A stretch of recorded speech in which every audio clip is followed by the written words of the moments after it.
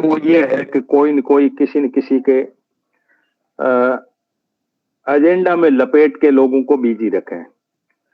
मोदी सरकार ने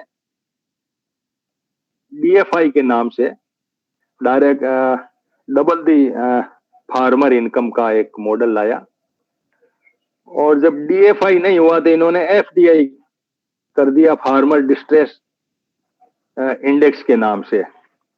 रामचंद्रा को पढ़ रहा था मैं, 600 पेज थे डीएफआई के ऊपर, डबल फार्मर इनकम के ऊपर उन्होंने पूरा ढांचा बनाया था, जिसपे 3 बिल भी बने और ये सारी व्यवस्थाएं हुई।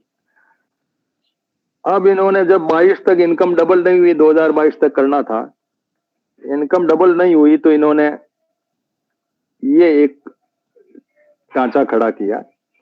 इस ढांचे की बात मैं जो ये जान रहा हूं ये है कि पहली बात तो ये सरकारी एस्टेब्लिशमेंट के अंतर्गत ढांचा खड़ा है।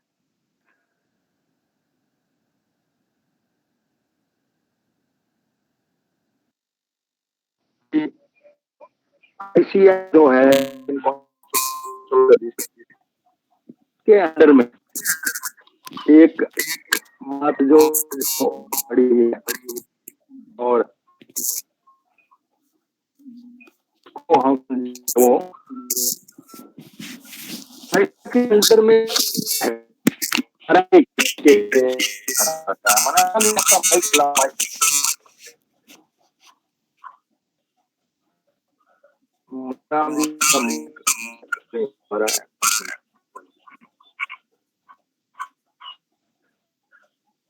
बंद, तो वो जो है RID है,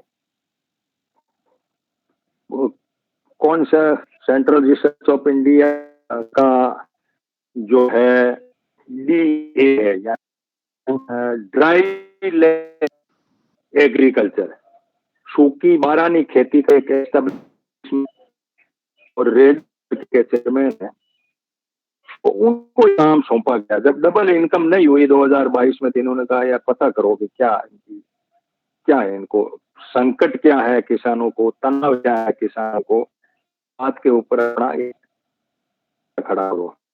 तो इन्हें एक ढांचा खड़ा किया, और वो ढांचा 7 इंडिकेटर बनाए, तो 7 इंडिकेटर इंगित कर रहे थे कि एक तो किसान की जो के कुछ सवाल बनाएंगे, एक इनकम के ऊपर सवाल बनाएंगे, और लोन के ऊपर सवाल बनाएंगे कि लोन के कारण से तो कहीं तनाव नहीं है, सामाजिक और मनोवैज्ञानिक कारण तो कोई नहीं है। इस तरह से 7 इंडिकेटर बनाए और उनके ऊपर 21 सवाल बनाए, तो अभी वीरेश जी इसको पूरा विस्तृत डिस्कस में आपके साथ शेयर करेंगे। और उन 100 सवालों को इन्होंने फोन के द्वारा कुछ लोगों से संपर्क किया, उनको सवाल पूछे। कुछ इन्होंने जो है सोशल मीडिया प्लेटफॉर्म और इलेक्ट्रॉनिक और प्रिंट मीडिया में जो खबरें थी, उन खबरों को कंपाइल किया।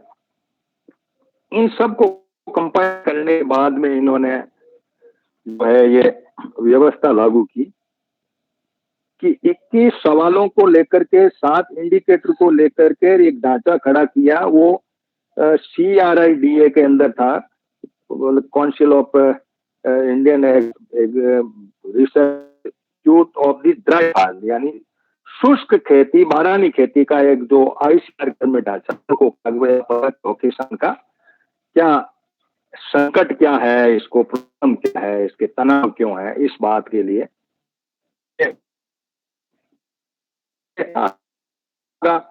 क्योंकि इसका कोई आदमी मुझे मिला नहीं। ये जो क्रीडा है, CRIDA क्रीडा का कोई आदमी मिला नहीं, और कुछ एग्रीकल्चर के साथी मेरे वो भी बिजी थे। तो मैंने वीरेश जी और हमने अपना इंटरनली स्टडी करके रात के बीच में इस बात को लाने की बात सोची। वो रिपोर्ट, ये जो क्रीडा है, ये रिपोर्ट देगा सेंट्रल गवर्नमेंट को देगा, एग्रीकल्चर यूनिवर्सिटीज को देगा, NGO सोशल एक्टिविस्ट इनको भी देगा कि भाई किसान का ये कारण है, मुख्य रूप से ये कारण है कि ये किसान दुखी है। अब उन कारणों को इन्होंने नाप तोल के अंदर 0 से 1 के बीच में मार्किंग की, 0 से लेके 0.5 तक, आधा तक है, तब तक तो उसका ज्यादा उसके माइंड में नहीं है, वो ठीक ठाक है, मतलब वो है तो सही, संकट तो है लेकिन इतना संकट नहीं है। 0.5 से 0.7 के बीच में कहा कि ये जो किसान है इनके मध्यम संकट है, और 0.7 से ऊपर है उनको कहा कि ये मर सकते हैं, सुसाइड कर सकते हैं, आत्महत्या कर सकते हैं, इसलिए इनको देखो। तो 7 पॉइंट के ऊपर इन्होंने कहा कि कौन से पॉइंट में खतरा ज्यादा है, उसको इंडिया गवर्नमेंट को कहा। तो इंडिया गवर्नमेंट ने कुछ 2-4 बातें की। एक तो फसल खत्म के अंदर कहा कि चलो फसल बीमा कर देते हैं। फिर कहा एकदम कोई खतरा पैदा हो जाए तो उसको महीने के 500 रुपए दे के, किस्त दे करके ऑनलाइन इसको ये यहाँ पे सेट कर दो। बाकी ये भाव के मामले में, बाजार के अटैक के मामले में कि कॉर्पोरेट किस तरह से बीज और इनमें लपेट रहा किसान को, वो कोई ज्यादा कैलकुलेशन का मुद्दा नहीं रहा। यूं ही सवाल कहा कि भाई बोल तेरा दुख क्या है किसान। तो किसान ने 21 सवालों में से अपना जवाब दे दिया कि आप ये पूछ रहे हो मेरा ऋण है फलाना, तो कुछ के ऋण माफ के भी कर दी। कुछ फसल बीमा के अंदर कुछ ऐसे प्रोविजन भी इन्होंने करने की कोशिश की कि यदि फसल नष्ट हो जाती है तो एट वंस उसको एक बार क्या सहायता दी जाए, बाकी सर्वे वगैरह होती रहेगी लेकिन तुरंत दे दी जाए। और दूसरी उसकी इमरजेंसी कोई फसल बोने के अंदर, इस तरह से 2-4-5 बातें किसानों के लिए की जो अपने सबको मालूम है। अब ये नाप तोल जो करने वाली एजेंसी है, इसके डेटा अभी आउट नहीं हुए हैं।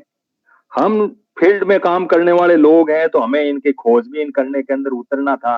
तो परिभाषा के तौर पे हमने कहा चलो इस मुद्दे पे डिस्कस करते हैं, और जो भी एक्टिविस्ट हैं उनके बीच में इन बात को ले जाते हैं कि भाई फार्मर का जो है एफडीआई है, फार्मर डिस्ट्रेस इंडेक्स है, वो कितना आ रहा है इंडियन फार्मर का। 0.5 से नीचे है, 0.5 और 7 के बीच में है, या 0.7 से ऊपर है, कौन से एरिया में ज्यादा है, ये पता करो। तो ये पता करने के चक्कर में ये जो एजेंसी लगी हुई है। तो अब मैं वीरेश जी को इस बात के लिए कहूंगा कि आपने कुछ इसकी स्टडी की है, उस बात को बताएं। हम भी अपनी ओर से सुझाव जो भी बात है इससे, क्योंकि इसके अंदर 7 पॉइंट कौन से हैं वो वीरेश जी थोड़ा आप अपने हिसाब से हमें कह पाए तो हम उस पे इस सार्थक दिशा में बढ़ पाएंगे। ओवर टू वीरेश जी। नमस्कार जी, हलाल जी, हनुमान राम जी, सभी को जो आप लोग आए हैं, शामिल हुए हैं। ये सरकार जैसे कि 11 साल में करती रही है कि इसको शौक है टर्मोलॉजी घटने का, टर्मोलॉजी तैयार करने का। कोई भी प्रॉब्लम हो या कोई भी मुद्दा हो, उसको लेके एक आकर्षक टर्मोलॉजी ये सरकार तैयार करती है। यानी शब्दों के शब्द जाल गढ़ा जाता है उसके लिए। ऐसा लगता है कि समस्या का समाधान तुरंत ही होने वाला है। एक उम्मीद जगाने का काम सरकार करती रही है 11 सालों में। बस सवाल तो वही है कि कौन जीता है तेरी उम्मीदों के सर होने तक। हालात तो ये हैं कि जिस चीज़ की रिसर्च के लिए ICAR जो है, Indian council of agriculture research जो है, उसने प्रयास किया कि भाई जो किसानों में आत्महत्याओं का आंकड़ा बढ़ रहा है। हालांकि इन्होंने आंकड़े लेना बंद कर दिया। आपको ध्यान होगा कि 2016 के बाद इन्होंने कोई आंकड़े इस बारे में लिए ही नहीं हैं कि कितनी आत्महत्याएं किसानों की हो रही हैं। ये डाटा ही आना बंद हो गया। लेकिन उधर ही इंटेंशन शो करते हैं, कोई ये ना कह दे ग्लोबल लेवल पे कि भारत तो अपने किसानों की चिंता नहीं करता। तो इन्होंने एक ऐसा घड़ा फार्मूला, आप जिस FDI की बात कर रहे हैं वो FDI दरअसल एक ऐप है।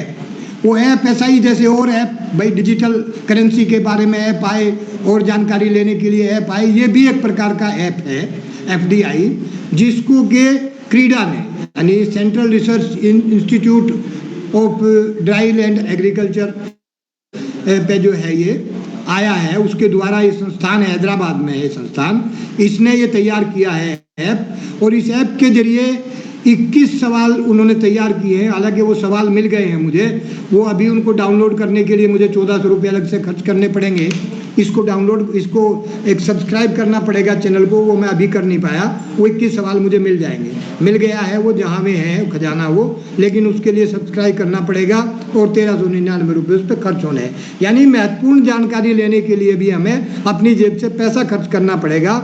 ये स्थिति सरकार की है इस समय कि जो चीज़ें जानी चाहिए समाज के बीच में उन चीज़ों पर भी पैसा कमाने की बात हो रही है। यानी कितने लोग हमारे आप जैसे लोग सब्सक्राइब करेंगे तो 1399 रुपये खर्च करेंगे, तब जाके वो सूचना आप तक पहुंचेगी। कोई रास्ता ही नहीं बचा, मैंने बहुत ढूंढा, आधा घंटा सिर खपाया, लेकिन वही एक रास्ता है, वो मैं उसको ले आऊँगा। मुद्दा है कि FDI है क्या। FDI एक इन्होंने तैयार किया है, अभी प्रोसेस में है, ये चीज़ आई नहीं है पूरी तरह से, ये आ जाएगी अभी। और ये तैयार करके इसमें होता क्या है कि ये ऐप जो है उन 21 सवालों के जरिए, इसके 7 आधार हैं। कौन कौन से आधार हैं वो मैं आपको बता दे रहा हूँ। वो आधार जो हैं इसके द्वारा, पहला तो है कि सरकार ने कितने सुधार पर जो है ये तैयार किया है, ये अभी बता रहा हूँ, एक सेकेंड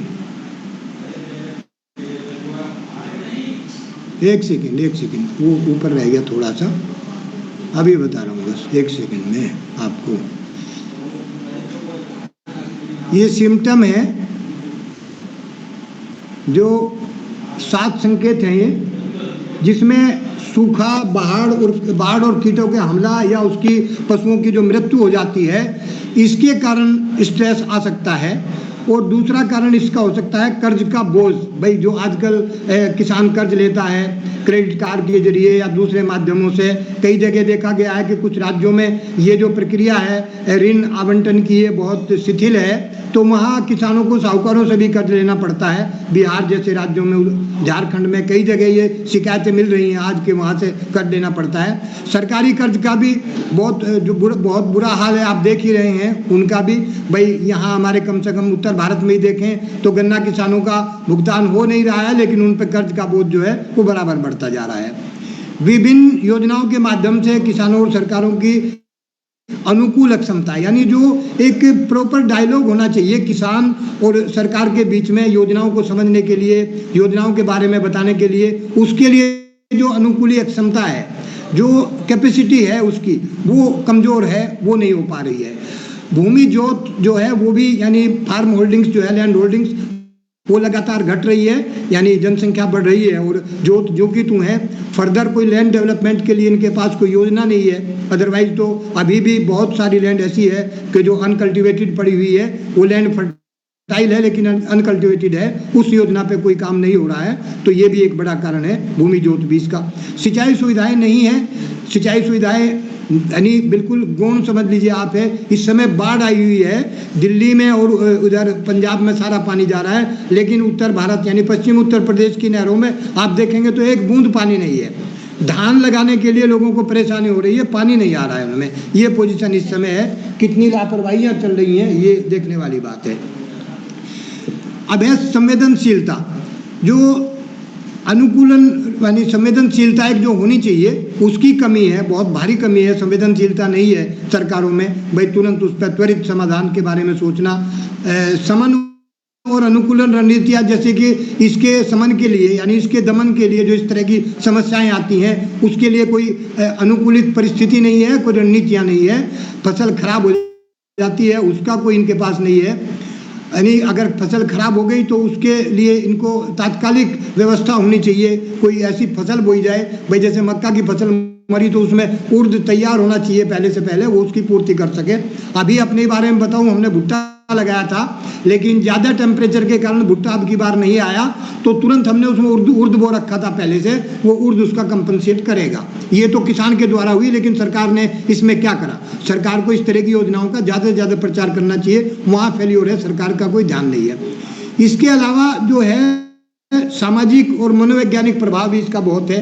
भाई सामाजिक प्रभाव ये है कि इस समय की परिस्थितियाँ क्या चल रही हैं, क्या वातावरण है देश में और क्या वातावरण है घर में लोगों के।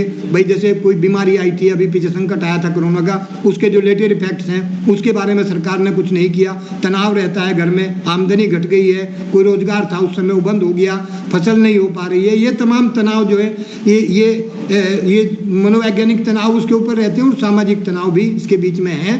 जातीय विभेद है, जैसे वर्तमान परिस्थितियाँ चल रही हैं, अगर कोई किसान मुस्लिम कम्युनिटी से है, माइनॉरिटी कम्युनिटी से, उसके साथ दुर्व्यवहार हो रहा है, तो वो सामाजिक परिस्थितियाँ हैं। कोई दलित है किसान, उसके साथ इस तरह की परिस्थितियाँ पैदा हो गई हैं, तो उसका ये 7 कारण बनते हैं जो किसान को परेशान करते हैं और उसका जो है वो मजबूर होता है अब स्ट्रेस लेने के लिए, और वो डिस्ट्रेस उसके अंदर आता है, तनाव आता है, कई बार इसी कारण से वो आत्महत्या भी कर लेता है।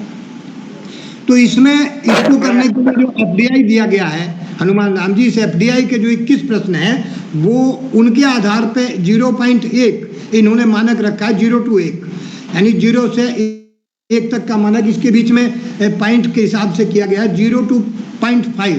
अगर ये आता है, सवालों के जो जवाब पूछे जाते हैं ऑनलाइन फ़ोन के द्वारा या कंप्यूटराइज सिस्टम के द्वारा किसानों से, जिस क्षेत्र में इस तरह की समस्या आनी है, उनको लगता है अखबारों की खबरों से पता चला, टीवी की खबरों से आइडिया हुआ या मौसम की भविष्यवाणी से आइडिया हुआ, तो उनको लगेगा जैसे अभी बिपरजोय आया तो वहाँ जो किनारे के किसान थे वहाँ संकट आना है, इनका पूर्वानुमान करते हुए वहाँ किसानों से सवाल पूछे गए और उसके हिसाब से आकलन किया जावे, तो वहाँ वो 0 to 0.05 जो आएगा उसको वो समझेंगे कि कम स्ट्रेस है, यहाँ डिस्ट्रेस नहीं होगा, फार्मर डिस्ट्रेस नहीं होगा या नॉर्मल होगा, और 0.5 to 7 जो है वो नॉर्मल में आता है, और 0.7 से ऊपर जो है वो सरकार को, जो कंसर्न एजेंसियां हैं, एनजीओज हैं, राज्य सरकारें, केंद्र सरकारें, उनको सूचित करेंगे कि संकट आने वाला है, आप अपना इसका समाधान करो।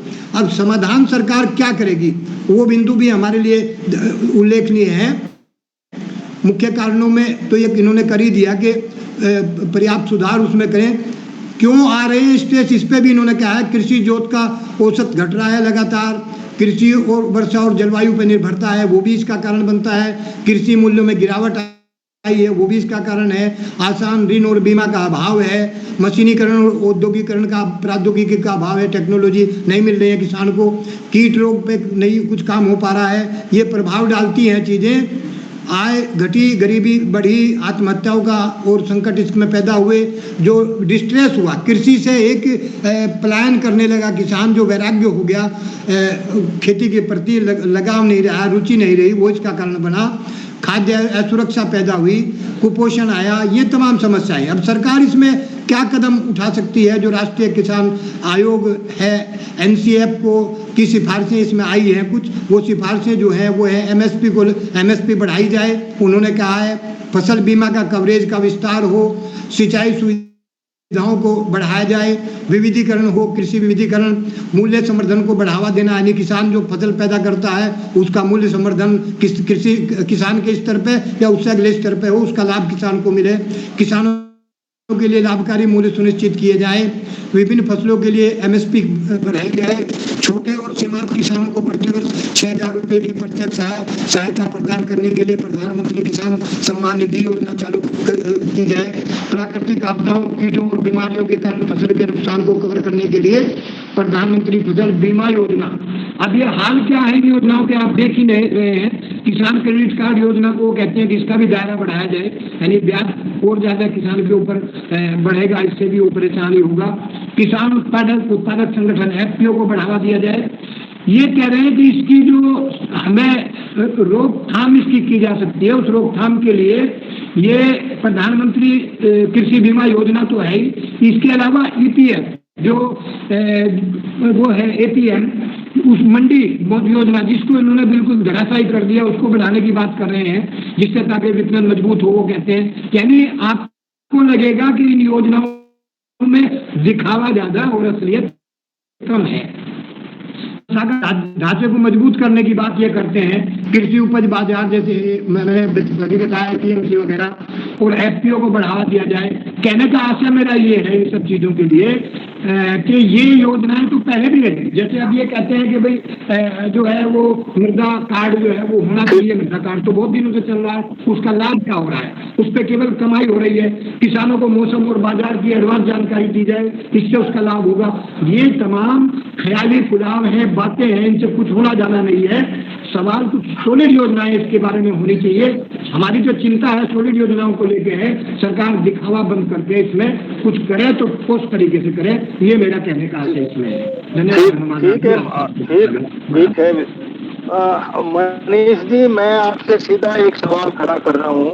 सरकार आपके संकट को नाप रही है और आपके तनाव को नाप रही है। सरकार का आपका जो भी है इसके लिए इन्होंने मेजरमेंट का एक क्राइटेरिया बनाया, सरकारी तंत्र के तहत बनाया, प्राइवेट एजेंसी नहीं है। आपकी आईसीआर की जो बॉडी है, CRIDA क्रीडा जो है, वो एग्रीकल्चर वो नापने के लिए 21 सवाल लेकर के वो मैदान में उतरे हैं। और 7 पॉइंट जो इन्होंने कहा है, संवेदनशीलता भी है, मनोवैज्ञानिक तरीके से उसके तनाव है, सामाजिक कोई तनाव है, सबका उसके अंदर समावेश किया गया है। लोन है, दूर से है, सब तरह की बातें ली गई है। लेकिन इनके अंदर जो बात संवेदनशीलता वाली बात आई, तो उसमें ये टॉपिक मुझे मिला और मैंने इस टॉपिक को रेज किया। और किसान इतने 70% है, कितने लोगों के पास सर्वे के डेटा आए, या ये छोटा सा कुछ करके ये अपना फॉर्मेलिटी कर रहे हैं कि नहीं नहीं, किसान का जो तनाव है वो 0 से 0.5 के बीच में ही है, यानी थोड़ा बहुत है, तो मोदी सरकार कर रही है। 0.5 और 7 में भी मध्य है।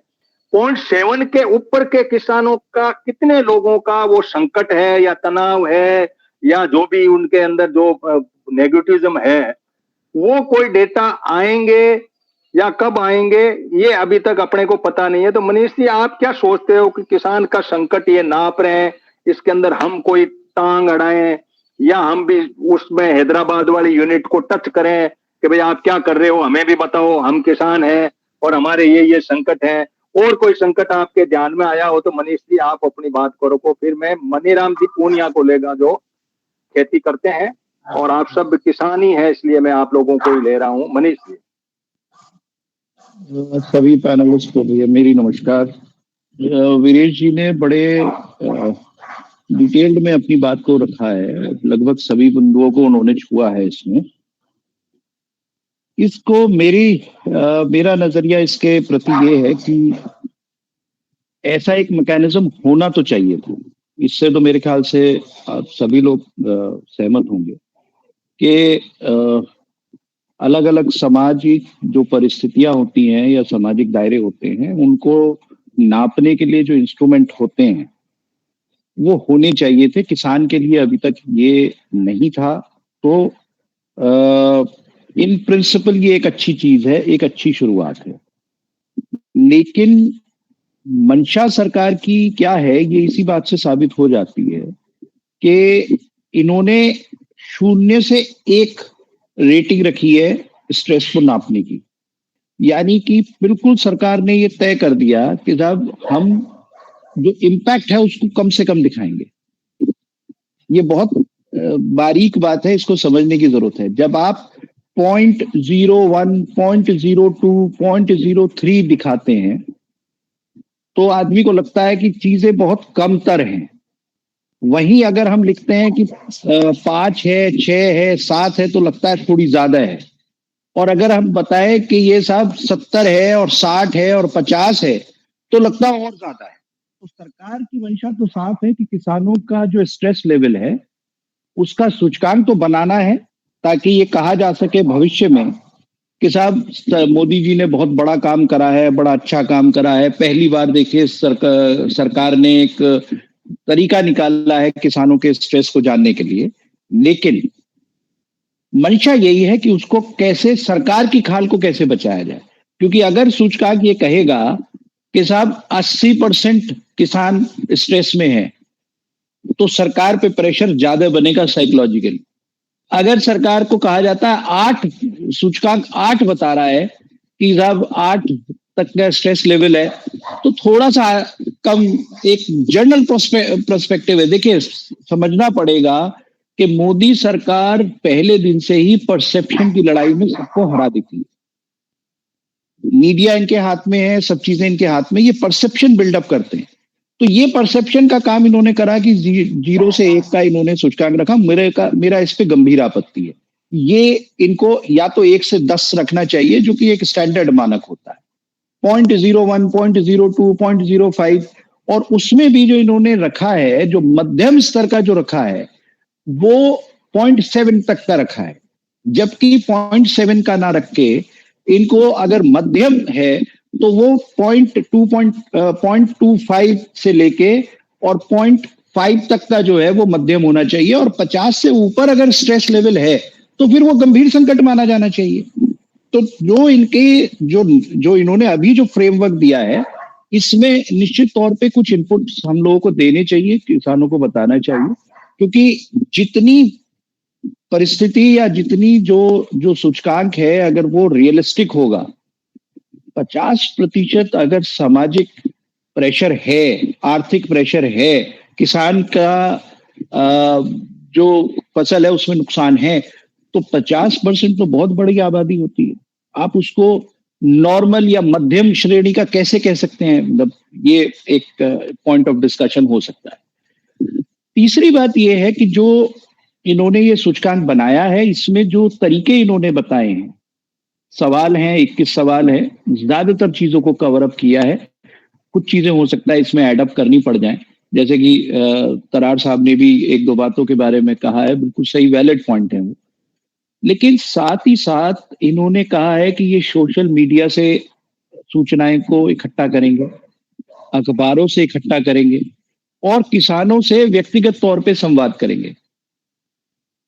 ये तीनों ही चीजें जो हैं वो 1 to 1 के ऊपर आ गया। मेरी फेसबुक को अगर वो लोग देखेंगे तो उन्हें लगेगा कि किसानों को बहुत समस्याएं हैं, लेकिन वहीं अगर कोई बीजेपी समर्थक आदमी का फेसबुक की प्रोफाइल को वो देखते हैं तो उन्हें लगेगा कि राम राज आ गया, विश्व गुरु बन गया पूरा देश। तो सोशल मीडिया बहुत बायस्ड है।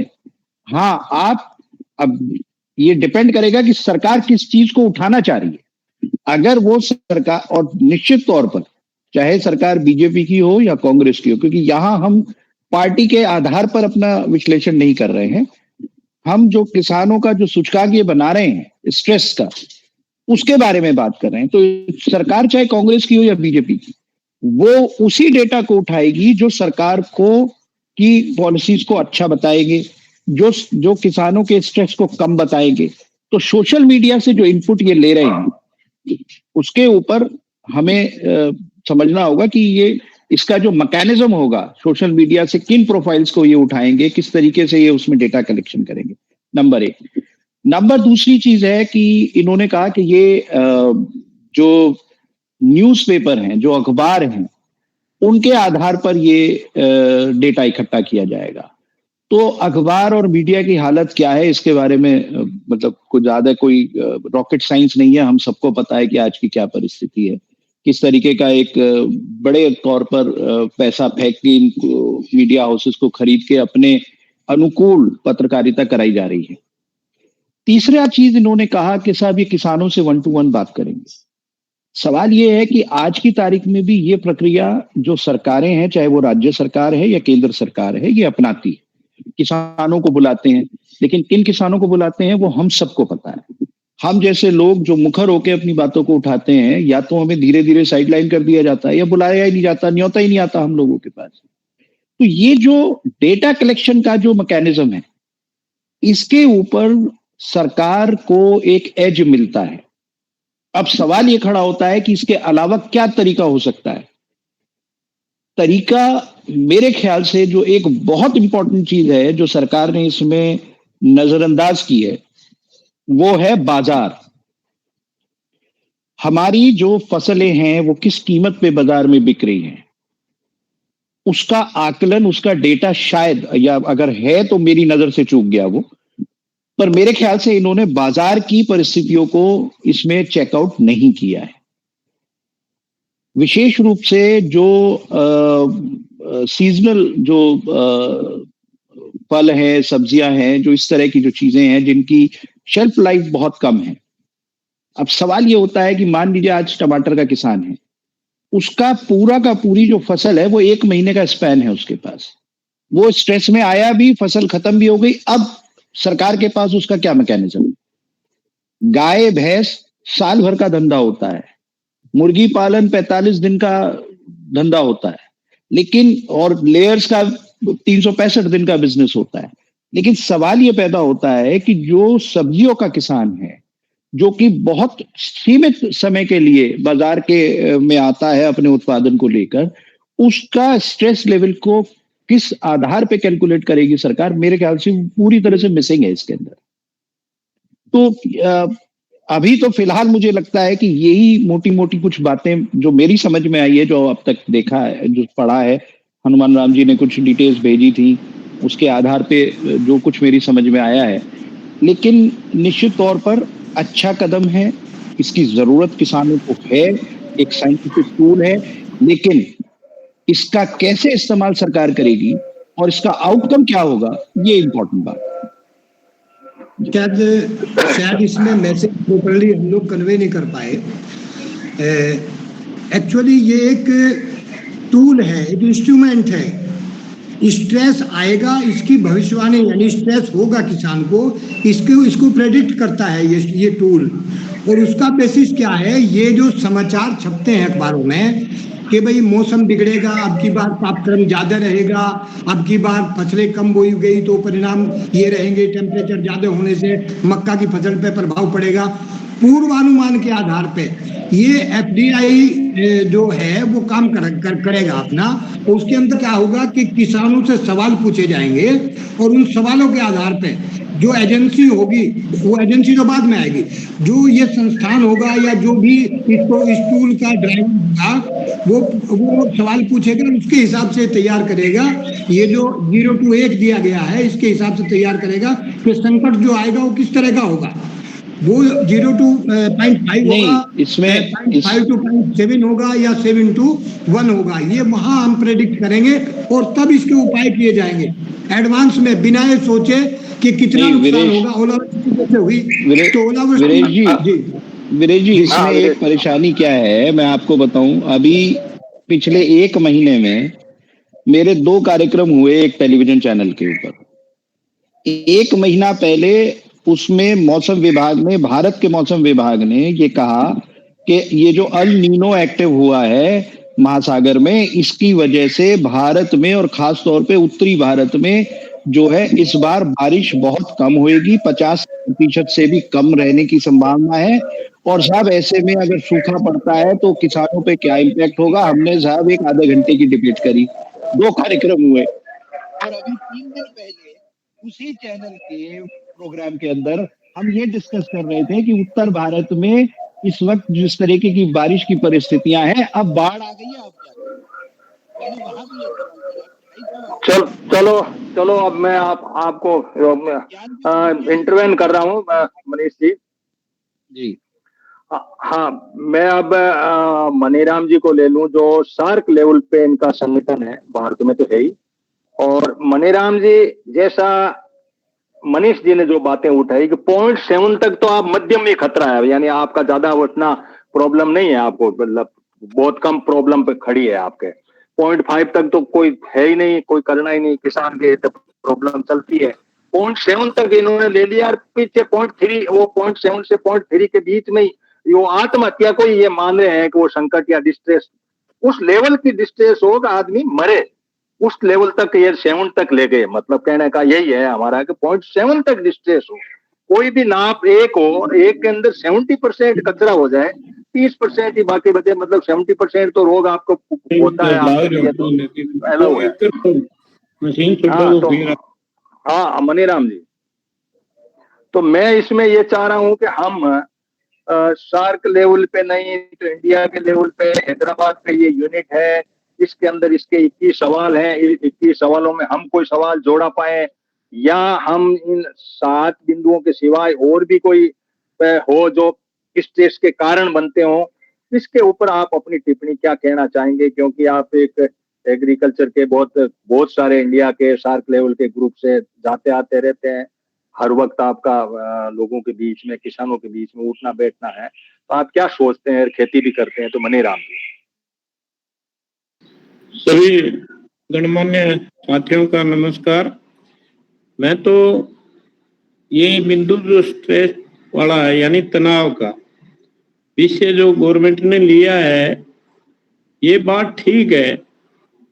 ये विषय, जहां तक विषय का सवाल है, ये तो होना चाहिए, लेकिन इसमें कितने बिंदु है, क्या है, और जो तनाव के माना ऊपर का लेवल जो माना कि मरे या आत्महत्या ही करे, वही सबसे बड़ा तनाव है। ये आत्महत्या तिल तिल के जो रोज किसान मर रहा है, जो रोज तनाव में जो जी रहा है, उसके बहुत सारे बिंदु है। अब तक जो डिस्कशन में जो बात आई है कि इन्होंने ये रखे हैं, उनमें से वो एक ही नहीं है कि जैसे 80-85% जो जोत है किसान की, वो तो सीमांत और लघु सीमांत किसान है और उनकी संख्या है वो लगातार बढ़ती जा रही है। अब उसका जो सबसे बड़ा जो तनाव में के अंदर वो इस बात पे रहता है कि उसकी जो लागत है वो लगातार बढ़ रही है।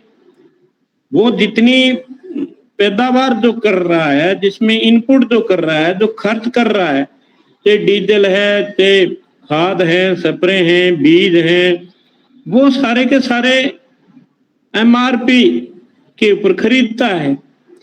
तो जो उसकी लागत आई वो तो एमआरपी के आंकलन से होनी चाहिए ना।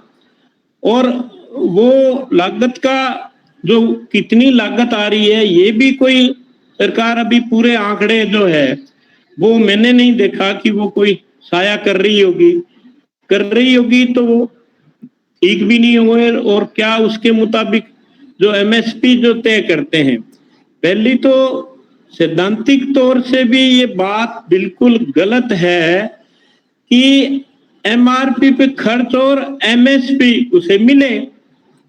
तो वो जो अधिक लागत लगा करके कम से कम मूल्य, न्यूनतम समर्थन मूल्य, उस पे भी अफसोस तो सबसे बड़ी बात है कि उस पे भी कोई खरीद नहीं।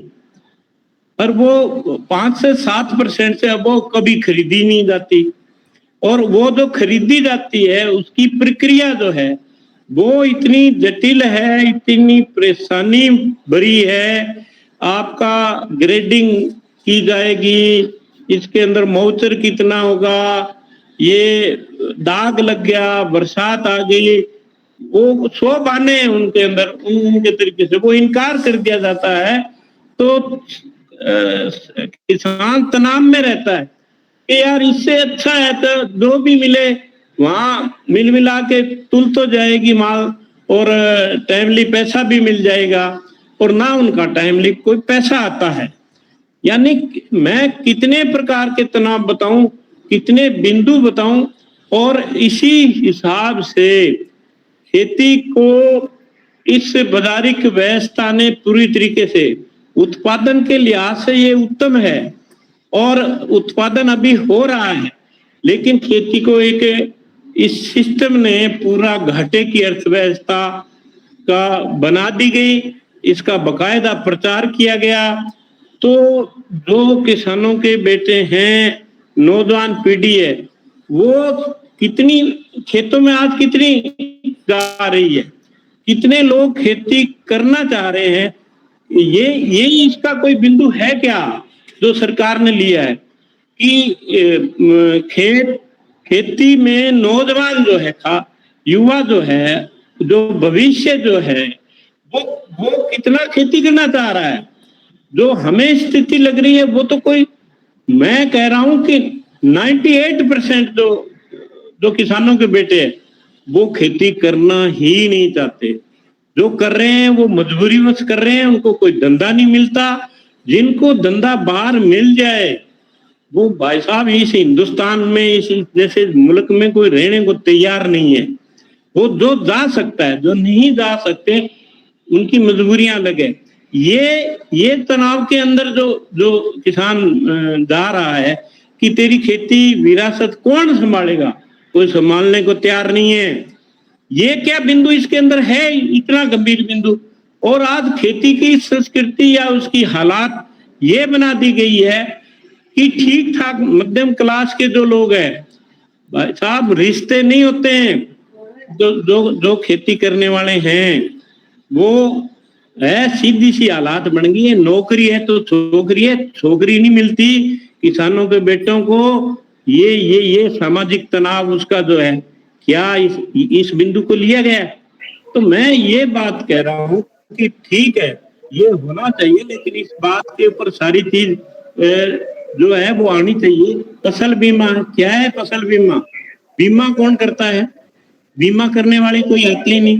बीमा कवरेज पॉलिसी है किसानों को दी ही नहीं जाती, और उसके अंदर वो जो लोन ले रहे हैं उसके तो वो मान लेते हैं कि ये तो बीमा हो गया, और उसके अंदर भी ये फसल खराबा हो, ये उसमें बीमे के अंदर है, फिर जिंदाबाद मुर्दाबाद करते रहो, वो अपना खेत संभाले, उस बीमे की लड़ाई लड़े, वो क्या करे ये। और फिर बीमा कंपनियां हैं, कंपनियों पे हैंडओवर कर रखा है। कंपनियां कंपनियां बनाई किस लिए जाती है? वो तो प्रॉफिट के लिए बनाई जाती है, लाभ के लिए बनाई जाती है। वो किसानों का भला क्यों करेगी ये बताओ पहले तो। सरकार को उनकी कोई मदद सहायता करनी है तो वो एजेंसी प्योरली सरकारी हो, उसके अंदर लोगों की भागीदारी हो, सहकारिता के आधार के ऊपर हो। मैं थोड़ा मनीराम जी मैं आपको इंटरवेन कर रहा हूँ कि ये सारा आपने बहुत बातें बता दी कि सिस्टम में गड़बड़ है, ये सारा कुछ है। हम क्या कर सकते हैं इसमें? कोई आप काफी साथियों से जुड़े हुए हैं, हमें इस क्योंकि सामाजिक और मनोवैज्ञानिक भी लिया इसमें, जैसे शादी वाली बात आई है तो एक 7वां पॉइंट इसमें लिया है। ये थोड़े थोड़े इन्होंने टच किए हैं 21 सवाल में, और भी हम जोड़ देंगे। हम किस तरह से इसमें अपनी टांग अड़ाएं, इसके बारे में कोई आप अपनी बात को रख पाए तो हमें आगे बढ़ने में सुविधा रहेगी। कि ये जो स्ट्रेस है, स्ट्रेस को कैसे नापने का इन्होंने तो पढ़ा दिया, हमने पढ़ लिया और अपने प्रचार भी हो गया, लेकिन हम इसके अंदर कैसे कोई एनजीओ, सोशल एक्टिविस्ट या किस किस रास्ते से हम इसमें घुसने की कोशिश करें, ये थोड़ा सा पॉइंट आउट करिए आप। देखो इसके अंदर यही मेरा कहना है कि पहली बात तो ये है कि जितने किसान कोई संगठन हैं या एफपीओ बने हुए हैं, उनको जो आज ये डिस्कशन हो रहा है जो मैं पहली बार सुन रहा हूँ, मैं खुद पहली बार मुझे इसके बारे में थोड़ी बहुत जानकारी मिली है, वो भी पूरी अभी जानकारी मेरे को नहीं है इसके बारे में। वो आप लोगों भी कह रहे हो भी इसको प्राप्त करेंगे, ये अच्छी बात है। जो प्राप्त हो रही है वो किसानों के अंदर हमें मिलेगी। मैं तो मेरे स्तर के ऊपर तो यही कहूंगा कि हम हमारी ऑर्गेनाइजेशनों के बीच में इसको ले जाएंगे, कि इस बिंदु में डिस्कशन कराएंगे कि ऐसा भी सरकार का जो है वो किसानों के प्रति ये हमदर्दी जता रही है, उनका अध्ययन है। इसके लिए वो पहली बात है, इसका खुद मैं व्यक्तिगत स्तर के ऊपर इसको आप लोगों के माध्यम से इसको समझने का प्रयास करूंगा, और वो समझ करके हम किसानों के बीच में इस बात को लेके जाएंगे। मेरा तो यही इसके अंदर कहना है। चलो अंग्रेज की कुछ शॉर्ट में आप बात कर दे, फिर मन्नाराम जी डांगी को लाऊंगा जो एडवोकेट है। जी मैं ये कहना चाहता हूँ कि फेस मिलता हो इसमें। जी जी जी हाँ, उसी के बारे में कहूँगा। एक तो 2030 में इनका जो सस्टेनेबल डेवलपमेंट गोल्स हैं उसमें हैप्पीनेस इंडेक्स इनको एक टारगेट है जो अचीव करना है। एक तो वो एग्जिस्ट कर रहा है। दूसरी चीज़ जो आपने पिछली बार डॉक्यूमेंट डिस्कस किया था यूनिवर्सल डिक्लेरेशन का, उसके अंतर्गत भी ये मानव अधिकार है एक किसान का, उसमें चूंकि टीनेंट को ही वो केंद्रित किया गया है यूएन डिक्लेरेशन, वहाँ भी किसान की स्थिति सुधारने के लिए कि वो हैप्पीनेस इंडेक्स देने के लिए एक टारगेट की बात की गई है। उसके आगे प्लीज मन्नाराम जी के पास में हाँ यही बात लेके जा रहा था कि हमने जैसे एक बहुत बड़ी बात जो मनीराम जी ने कही कि कोई आदमी करना ही नहीं चाह रहा है, इसका मतलब क्या है कि स्ट्रेस तो है तभी नहीं कर भाई, इसमें मजा आता हो तो सारे करे। कोई आदमी 90-80% लोग नहीं, 98% लोग नहीं करना चाहते, अपने बच्चे तो भागना चाहते हैं। इसका मतलब यह है कि ये स्ट्रेसफुल वर्क तो है। अब इसके अंदर यूनिवर्सल डिक्लेरेशन के तहत जो है पेशेंट को राइट दिया गया, मन्नाराम जी इस डॉक्यूमेंट को लेकर के हम चार्टर बना रहे हैं, घूम रहे हैं। इस 22 तारीख को नागौर में मीटिंग है, वहां हम यूपी में भी करके आए और मनीष जी वगैरह सारे साथ ही जुड़े थे। उसमें बहुत सारे शब्द बाग दिखाए हुए हैं। उसमें इतना किसान हैप्पी हो जाता है कि मैं कहता हूँ सारे धंधे छोड़ के फिर खेती करे। वो 28 जो उन्होंने आर्टिकल लिखे हैं उसमें तो ऐसा लगता है कि मुझे फिर खेती करनी चाहिए। बड़ा आनंद है उसके अंदर लिखा हुआ है उस हिसाब का। तो पूरा का पूरा सरकार हम आपकी सेवा में रहेगी, तो सरकार आपके द्वार वाला वो मॉडल चलता है ना, उस टाइप के उसके अंदर वर्डिंग है। वो हम जगह जगह जा रहे हैं, मीटिंग भी ले रहे हैं, लाइव टेलीकास्ट भी करवा रहे हैं। ये सारी बात होने के बावजूद भी इंटरनेशनल लेवल पे कई इंडेक्स बन रहे हैं, ये इंडेक्स इंडिया के लेवल पे ही बना, क्यों किसानों का जमावड़ा हुआ, रो 22 में हुआ, इन्होंने कहा कोई इनको सुपर का बना दें, कर दें, किसी तरह से करें। कोई ऐसी दाव पे जो लीगली हो, या हम कोई ऐसी कोई बात को और कहीं एंटर करें, या हम किस तरीके से इस इंडेक्स के अंदर अपनी दखल पैदा कर सकें, इस पे थोड़ा सा आप अपनी टिप्पणी एडवोकेट साहब आप रखें तो हमें इसमें बढ़ने में सुविधा रहेगी। मनाराम जी। सभी साथियों को नमस्कार। ये वाकई मेरी जानकारी में भी पहली बार आया है, ये अच्छी बात है कि इस तरह का कोई पैरामीटर सरकार ने बनाया है। लेकिन बात ये है कि जो खेती का जो संकट इतना गंभीर है और जिसके बारे में मनीराम जी ने जो स्थिति बताई है कि किसान का जवान बेटा हर गांव में, मेरे इलाके में, मैं उदयपुर जिले का रहने वाला हूँ, मतलब खेती नहीं करना चाहता, जमीन होते हुए, पशु होते हुए भी वो खेती करना ही नहीं चाहता और उसके पेरेंट्स भी नहीं चाहते। तो इसका मतलब ये है कि स्थिति कितनी गंभीर है। सामाजिक तौर पे, आर्थिक तौर पे और सांस्कृतिक तौर पे खेती को कितनी मतलब संकटग्रस्त बना दिया है। और जो सिस्टम सरकार ने बनाया है, जो योजनाएं लागू सरकार बता रही है, राज्य सरकारें या भारत सरकार जो भी है, तो वो जमीनी स्तर पे इतनी कमजोर है। वहाँ कोई जो स्ट्रक्चर सरकार का बना हुआ है वो इतना गैर जिम्मेदार है या इतना कमजोर है कि वो मतलब ठीक है 5-10% किसानों को जो राजनीति से जुड़े हुए हैं या कोई मतलब पैसे से जुड़े हुए हैं या इस तरह का जिनका प्रभाव है, वो थोड़ा बहुत बेनिफिट ले लेते हैं। बाकी आम किसान तो मतलब कोसों तक दूर है। तो स्थिति, जमीनी स्थिति बहुत ही खराब है। और अब इसके लिए जो भी प्रयास किए रहे, तो अब जो भी जन संगठन है किसानों के, या किसानों के एक्टिविस्ट हैं, या किसानों के प्रति हमदर्दी रखने वाले लोग हैं, उनको मिलकर के एक व्यापक जन जागृति का अभियान चला करके इस संकट से लड़ने के अलावा कोई रास्ता नहीं है। और उसके लिए जो भी प्रयास किए जा रहे हैं जन संगठनों द्वारा, किसान संगठनों द्वारा, तो वो भी मतलब इस सिस्टम के दायरे के ही हैं। जबकि हमला तो एक तरह से पर्यावरण का हो गया है किस खेती पर पूरी तरह से। अब जिस तरह से बाढ़ आई है, तो अब देखो लाखों बीघा में, लाखों एकड़ में जमीनें, किसानों की फसलें खराब हो गई, तो उसका कोई वो मूल्यांकन कैसे होगा, क्या है। तो कुल मिलाकर के जो पर्यावरणीय स्थिति इतनी गंभीर है और जो सिस्टम है सरकार का वो इतना कमजोर है। और तीसरी जो किसानों की जो स्थिति है, उनका जो संगठन है, कोई सांगठनिक ढांचा भी किसानों का मजबूत संगठन नहीं है और ना कोई चेतना पैदा करने वाले संगठन है। तो ये बड़ा क्राइसिस है। तो इस पर हमें मिलजुल करके कोई नेटवर्क भी बनाना चाहिए ऊपर से नीचे तक। और इन सारी चीजों पर जो भी प्रयास हो रहे हैं उनका तो ठीक है, हमें वेलकम करना चाहिए और उससे जुड़ना भी चाहिए, सीखना भी चाहिए और नीचे लोगों तक ले जाना भी चाहिए। बाकी ये सारी चीजें अभी तक मुझे लगता है कागजों में ज्यादा है, जमीन पे नहीं है, मैं ये सोचता हूँ। धन्यवाद। चलो, चित्तौड़ से मेरे साथ में डॉक्टर साहब जुड़े हुए हैं। आपके वहाँ अफीम की खेती है, खेती में वो भी आती है। उनका तनाव भी अपनी जगह एक अलग तनाव है, और ये भोजन प्राप्त करने वालों का तनाव अलग है, और अफीम और ये खेती वालों का भी तनाव अलग है। तो खेती के अंदर जो विकल्प हैं कई तरह के, क्यों हम तनाव नापने निकले हैं, तो चित्तौड़ का तनाव जो अफीम से नापा जाएगा, और कहीं का तनाव जो है बाढ़ से नापा जाएगा, कहीं का तनाव जो है कम खेती होने के कारण से उसमें फेमिन से नापा जाएगा। पूरा भारत का जो सिस्टम है, पहाड़ों पे बसे हुए लोग हैं, उनका तनाव अलग तरह से नापा जाएगा।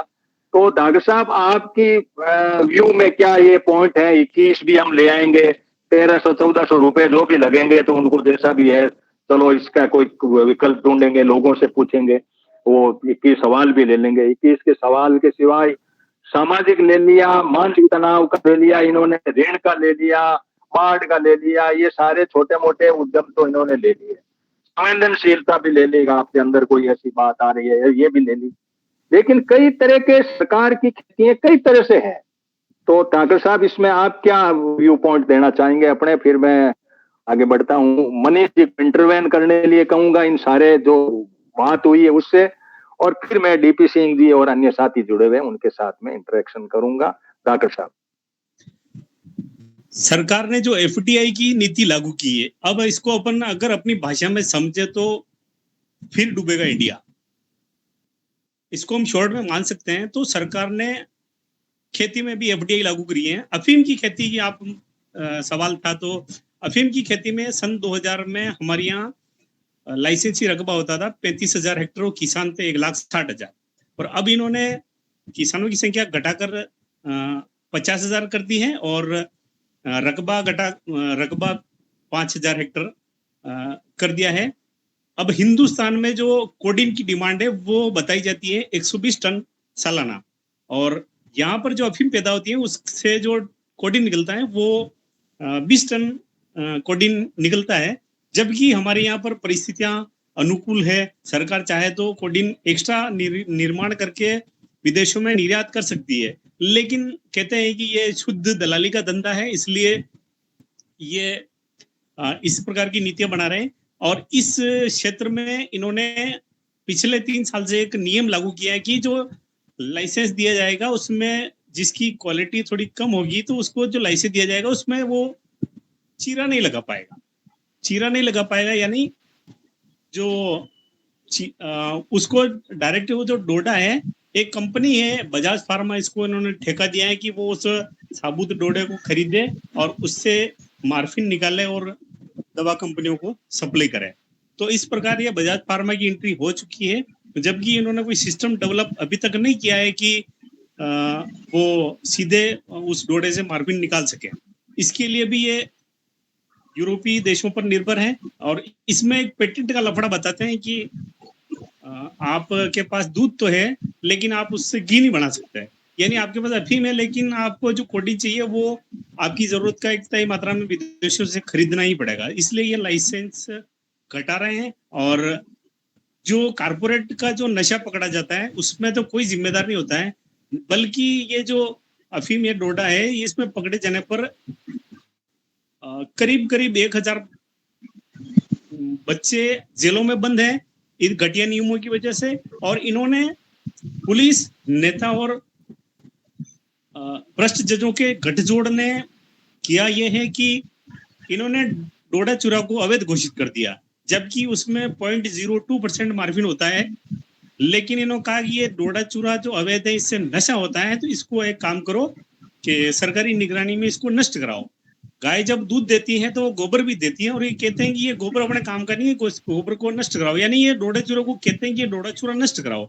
तो ये एक पैरेलल सिस्टम वसूली का ये बन गया है कि अदालत ने बोल दिया कि ये डोडा चूरा नष्ट करना चाहिए और उसके बदले सरकारी ऑफिसर को निर्देशित किया कि आप अपनी निगरानी में डोडा चूरा चलाओ। तो एक ये भ्रष्ट सिस्टम इसमें समानांतर खड़ा हो चुका है। डोडा चूरा नष्ट कराना के नाम पर वसूली और उससे काफी, और अब ये जो ये बोल रहे हैं कि ये डोडा चूरा आप मतलब आज से 5 साल 10 साल पहले डॉक्टर प्रेस्क्राइब करता था कि किसी को श्वास की दिक्कत है, टीबी है, खांसी जुकाम है, तो उसको डोडा चूरा प्रेस्क्राइब करता था डॉक्टर कि आप ये डोडा गर्म करके ले लीजिए।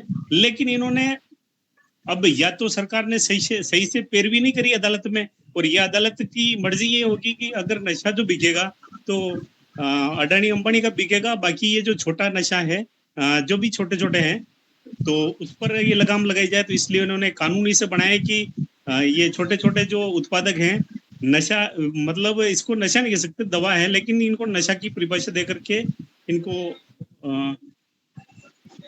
बंद कर रखे हैं ताकि इनका धंधा चले और रकबा कम करा जाए। ये शुद्ध दलाली का खेल है। डॉक्टर साहब, चलो डॉक्टर साहब आपके ये टेंशन का मनीष जी आप नोट करते रहिए, मैं डीपी सिंह जी को ले लेता हूँ, गन्ने के क्षेत्र की बात भी ले लें, अफीम के क्षेत्र की बात ले ले, फिर आप इसको विश्लेषण करेंगे।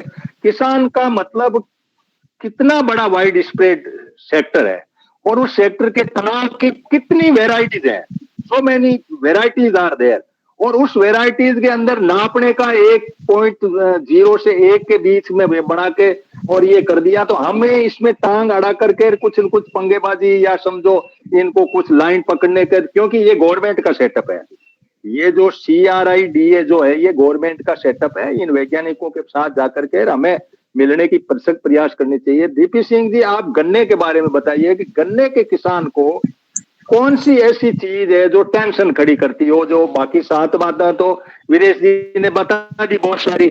अब इधर गन्ने से 1200 चीजें बढ़ रही है। इंडस्ट्रियलिस्ट उसमें बहुत बड़े कर रहा है, पेट्रोल डीजल में एथोलिन के मार्फत जा रहा है, कई तरह की शुगर है, दूध है, एल्कोहल है, दारू है। अब इनका भी नशे से जुड़ा मामला है, वहां भी एल्कोहल से जुड़ा हुआ मामला है। अब इनके टेंशनों को आप कैसे करो भाई, गन्ना किसने बोया, एल्कोहल बना रहा, बनाने दे, तो ऐसा कुछ है ही नहीं। तो ये जो खेती का जो गोरखधंधा इन्होंने कहा, फिर ये मतलब स्ट्रेस की बात कर रहे हैं। आपकी पॉलिसीज को आप कितने 500 रुपए पर मंथ दे करके कितने दिन तक लगाओगे, कितने का आप बीमा पर ये लगा करके करोगे? आपकी पॉलिसी बहुत कोलेस्टेबल है, जिनके अंदर जो प्रोडक्ट हो रहे हैं उनसे कुछ चीजें अलग बन रही है। तो DP सिंह जी, आप गन्ने के ऊपर अपने फिर मैं मनीष जी के पास जाकर के बाकी लोगों से फिर एक बार व्यू पॉइंट लूंगा कि कोई बात छोटी है उनकी तो वो इसमें समाहित हो जाए। DP सभी को नमस्कार। मेरा कहना ये है कि गन्ने से जो प्रोडक्ट बनते हैं वो लगभग 97 प्रोडक्ट हैं और जिनमें से लगभग 80% प्रोडक्ट बाहर से आते हैं, जबकि गन्ने का बहुत बड़ा क्षेत्र हिंदुस्तान है। और जो हम ये बात कर रहे हैं कि जितने ये प्रोडक्ट इसके बनते हैं, इनकी बनाने की तकनीक, आर्थिक सहायता और जितने भी प्रोडक्ट हैं उन्हें 1, 2, 3 किसी भी किसान को बनाने की छूट दी जाए, ताकि वो जरूरी नहीं चीनी बनाए। चीनी के लिए बहुत बड़ा प्रोजेक्ट लगता है और चीजें भी बन सकती हैं, उन्हें बनाने के लिए तकनीक दी जाए किसान को, तो आर्थिक सहायता दी जाए, तो मेरे ख्याल में ये ज्यादा बेहतर रहेगा। दूसरी बात ये जो हम जो बात कर रहे हैं, हम बात कर रहे हैं बुखार की दवाई ढूंढने की। मेरा सोचना ये है कि हम किसी ने भी इस समस्या पे उंगली नहीं रखी। ये समस्या जो पैदा होती है, हम वो बुखार ना चढ़ने दें, इस पे ज्यादा विचार करें। सरकार जितनी पॉलिसियां लाती है वो पता नहीं कहाँ से उसे रात को सपने दिखाई देते हैं या कौन सा उसका तरीका है, वो कभी भी जड़ से इसे ढूंढने की कोशिश नहीं करती, किसानों से बात नहीं करती। किसान अपना सुझाव दें और उस पर पॉलिसी बने। कभी सरकार से इन बातों के लिए भी तो कहा जाना चाहिए। अच्छा, गन्ना इतनी बड़ी चीज है, मान लिया कोई मुझे मुफ्त में भी गन्ने का लाइसेंस देना मिल जाए, चीनी मिल लगाने का, तो मैं तो रिश्तेदार तक को जमीन बेच दे तब भी नहीं लगा सकता। ऐसी तकनीक आज तक इन्होंने नहीं बताई। रिवॉल्वर और चांद पे जाने की बात है और तमाम दुनिया भर की चीजें तो हो रही हैं। इन्होंने कोई कपड़ा धोने जैसी मशीन 10-20 हजार रुपए में जो आ जाए, ऐसी कोई तकनीक नहीं निकाली जो मैं अपना उत्पादन अपने आप उसका फाइनल प्रोडक्ट बना लूं या चीनी बना लूं। ऐसी कोई तकनीक इजाद नहीं करी। किसान के लिए अनुसंधान के नाम पे थोड़े बहुत बीज या 2-4 डिपार्टमेंट ढूंढ रखे, वो उसमें उलट पलट होते रहते हैं। किसान का उद्धार तो जब ही हो सकता है जब अपने उत्पादन का वो फाइनल प्रोडक्ट बना के बेचे बाजार में सीधा। इसके अलावा किसान का उद्धार होता मुझे दिखाई नहीं देता। धन्यवाद। चलो मनीष जी, अफीम के अंदर टांग है, वाइन हम बना नहीं सकते, बाकी खेती पैदा कर रहे हैं, उसके अंदर कॉर्पोरेट की दखल है, बाजार का बहुत बड़ा मकड़जाल हमें लिए हुए बता। ये तनाव के सारे कारण है। अफीम पे भी हाथ डालो तनाव। अफीम पे मैं बात कहना चाह रहा था। अफीम हमारे यहाँ उत्तर प्रदेश में भी 2-3-4 जिलों में पैदा होती है। उसमें डोरा बनता है और डोरे में जो ब्लेड होता है, ये दाढ़ी बनाने वाला, इसका आधा तोड़कर नस्तर लगाते हैं। नस्तर लगाने के बाद उस पर उसका दूध चिपक जाता है और जब वो चिपक जाता है, गाढ़ा होकर बन जाता है, उसे उतारते हैं। उतारने के बाद इकट्ठा करके उसे पकाते हैं। पकाने के बाद अफीम बन जाती है और अफीम आज 5 लाख रुपए किलो है। 5 लाख रुपए किलो इतना वो है। इसमें चोरी बहुत होती है, किसानों को दाम बहुत कम मिलता है, इसलिए चोरी बहुत होती है। और डोडा, जहां तक बात है, डोडे में उसका असर रह जाता। काट जिन्हें अफीम नहीं मिल पाती कभी कभी, तो डोडे को कूट के और काढ़ा बना के इस्तेमाल करते हैं, वो भी अफीम का काम करती है। ठीक है। ठीक है डीपी सिंह जी, क्या डॉक्टर साहब आपके यहाँ पे ये है क्या व्यवस्था, जो डीपी सिंह जी ने अफीम की बात कही, आप वाली अफीम बिकने में ही काम आती है, या ये जैसा ब्लेड वाला कह रहे थे कोई काम आती है क्या इसमें? नहीं, अफीम को सरकार ले लेती है लाइसेंस से, भाई इतनी अफीम अच्छा, हमको वो लेनी पड़ेगी। अच्छा, वो अपने लेवल पे करते हैं। ठीक है, फिर मैं मनीष जी को लेता हूँ। मनीष जी, अब आप इतनी बात में तनाव के ऊपर ही केंद्रित रहे हम, कि भाई तनाव तो जैसे अफीम वालों का तनाव, गन्ने वाले का तनाव, इधर ये पंजाब के अंदर ये मनीराम जी गंगानगर से जुड़े हुए हैं, पानी तनाव, ये सारे तनाव अपने सामने खड़े हैं, बाजार भी खड़ा है। इसमें आप अपनी क्या टिप्पणी देनी चाहेंगे? फिर मैं रिव्यू वापिस सबका ले लेता हूँ, जो आपस में भूले हैं तो उसको इसमें समअप। और सेशन रिकॉर्डेड है, इसलिए वापस भी ये आपको मैं यूट्यूब पे भेज दूंगा, तो वो नहीं कि आप आना जरूरत पड़े तो हो। मनीष जी, अपनी बात रखो। जी, मैं तो बस इतना ही कहूंगा कि देखिए, जो इंसान जो भी कारोबार करता है, तनाव तो सभी में है। हम किसान हैं, हमारे पास तनाव के कुछ अधिक कारण हैं, इसीलिए सरकार के ऊपर निर्भर होना हमारी मजबूरी भी है और हमारा हक भी है। क्योंकि जिस तरीके का कारोबार हम लोग करते हैं, जिस तरीके का उत्पादन हम करते हैं, हम पूरी तरह से प्रकृति के ऊपर हमारा सीधा सीधा उस पे प्रभाव पड़ता है। सूखा पड़ गया तो हमारी चीजें नष्ट हो जाती हैं, बाढ़ आ गई तो हमारी चीजें नष्ट हो जाती हैं, किसी कीट का प्रकोप हो गया तो हमारी फसलों की फसलें नष्ट हो जाती है। टिड्डी का हमने देखा था 2 साल पहले, जब कोरोना चल रहा था, उस टाइम पे जबरदस्त प्रकोप हुआ था पाकिस्तान की तरफ से। वो पूरा टिड्डी का एक झुंड आया और मध्य प्रदेश में सारी फसलें चौपट हो। तो किसान का जो प्रोडक्शन है वो बहुत ज्यादा फ्रजाइल है, यानी कि उसको बहुत अधिक प्राकृतिक चीजों से उस पर सीधा प्रभाव पड़ता है। तो निश्चित तौर पे हमारा स्ट्रेस तो है, और उस स्ट्रेस को, चाहे वो अफीम की खेती हो, चाहे गन्ने की खेती हो, बिल्कुल जी ने सही कहा।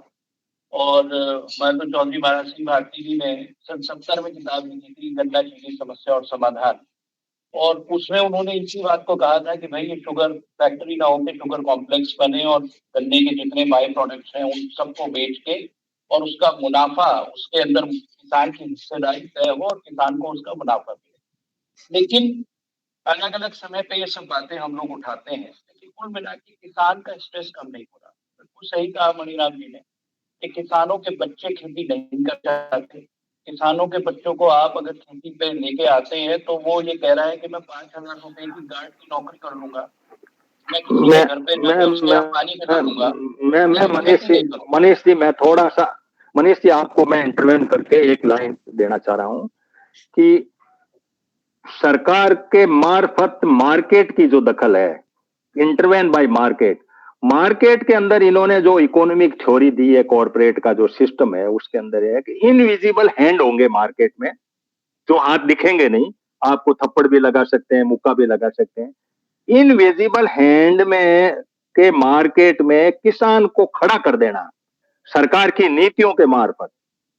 किसान को वहां ले जाने की जरूरत कहां, यदि एमएसपी दे दे तो वो किसान वहां जाए नहीं, या कोई ऐसी व्यवस्था सरकार नहीं कर पा रही है कि जिसमें इनविजिबल हैंड जो है कॉर्पोरेट का, ऐसा मॉडल है जो मॉडल बहुत बड़े बड़े कॉर्पोरेट घरानों की आपसी टकराव है, उस टकराव में किसान को झोंक देना, ओलंपिक के गेम में, ओलंपिक की दौड़ में किसान को झोंकना एक सरकार की नीति का, ये एक स्टेज का बहुत बड़े उधर डायरेक्शन बनता है। एक तो ये है। फिर ये कह रहे हैं कि वेल्थ क्रिएटर को, जो वेल्थ क्रिएट करेगा, हम कैसे वेल्थ क्रिएट करेंगे? वेल्थ क्रिएटर को हम ईज ऑफ डूइंग बिजनेस के मॉडल पर उनको सुविधाएं देंगे। क्यों देंगे? कि वो ट्रिकल डाउन थ्योरी से नीचे के लोगों को पाल देगा। ये इकोनॉमी की थ्योरी है। ये दोनों बातों को हम देखें तो किसान को हम कोई ऐसा प्रोटेक्शन दे सकते हैं क्या? इसके अंदर जो बात लिखी गई है, तुम भाई किसी तनाव को कम करने के लिए आप कोई प्रोटेक्ट या दीवार बनाओगे ना, कि भैया तुम यहां बैठ जाओ, तुम्हें यहां तनाव नहीं होगा, मैं गारंटी लेता हूं, तुम इस सीट पे बैठ जाओ, तेरे को कोई तनाव नहीं होगा। क्या हम इस दिशा में सोच सकते हैं? क्या इस डायरेक्शन को भी कहीं टच कर सकते हैं कि किसान के लिए, क्योंकि मैं जो चार्टर बना रहा हूं उसमें इन बिंदुओं को लाने की कोशिश कर रहा हूं कि किसान का एक ऐसा कवच हो उसके चार, जैसे फौजी के थोड़ा बहुत कवच है ना, जैसे इंडस्ट्री के चारों ओर कवच है ना। इंडस्ट्री को आपने कुछ दे रखा, ईज ऑफ डूइंग बिजनेस दे रखा, हेयर कट का बिजनेस दे रखा, एक्सेस टू बैंक दे रखा। तो किसान के कवच की यदि बात, इससे क्या है कि हमारा थोड़ा इसके बारे में आप क्या पॉइंट आउट करना चाहेंगे? इस पे अपनी टिप्पणी दें। देखो, ये जो कॉरपोरेट का जो घालमेल है सरकारों के साथ, ये तो पूरी दुनिया में है, और इसका पढ़ाई लिखाई से और खेती करने से भी कोई ज्यादा बड़ा संबंध नहीं है। मैं तो व्यक्तिगत अपने अनुभव के आधार पे भी कह सकता हूँ, और दुनिया के जो दूसरे मुल्क हैं उनको अगर आप देखें तो उस आधार पे भी आप ये निष्कर्ष निकाल सकते हैं। अमेरिका का समाज पूरी तरह से पढ़ा लिखा समाज है, आधुनिक समाज है, बिल्कुल आधुनिक विज्ञान के सहारे वो लोग खेती करते हैं। उनके यहाँ 2 एकड़ या 1 एकड़ का नहीं, उनके यहाँ हजारों हजारों एकड़ के फैमिली फार्म्स हैं। लेकिन आज की तारीख में अमेरिका का जो किसान है, जो फैमिली फार्म्स हैं, वो सिर्फ 2% रह गए। वहां पे भी बिल गेट्स जैसे जो पूंजीपति हैं, और जुगरबर्ग और तुम्हारे ये टेस्ला वाला, इस तरह के लोग बहुत बड़े पैमाने पर खेती में आ गए, और इन्होंने हजारों हजारों लाखों एकड़ की जमीनों के फार्म्स ले लिए। जो फैमिली फार्म्स थे, जो पुश्तैनी खेती करते थे अमेरिका में, वो किसान घट के 2% रह गया।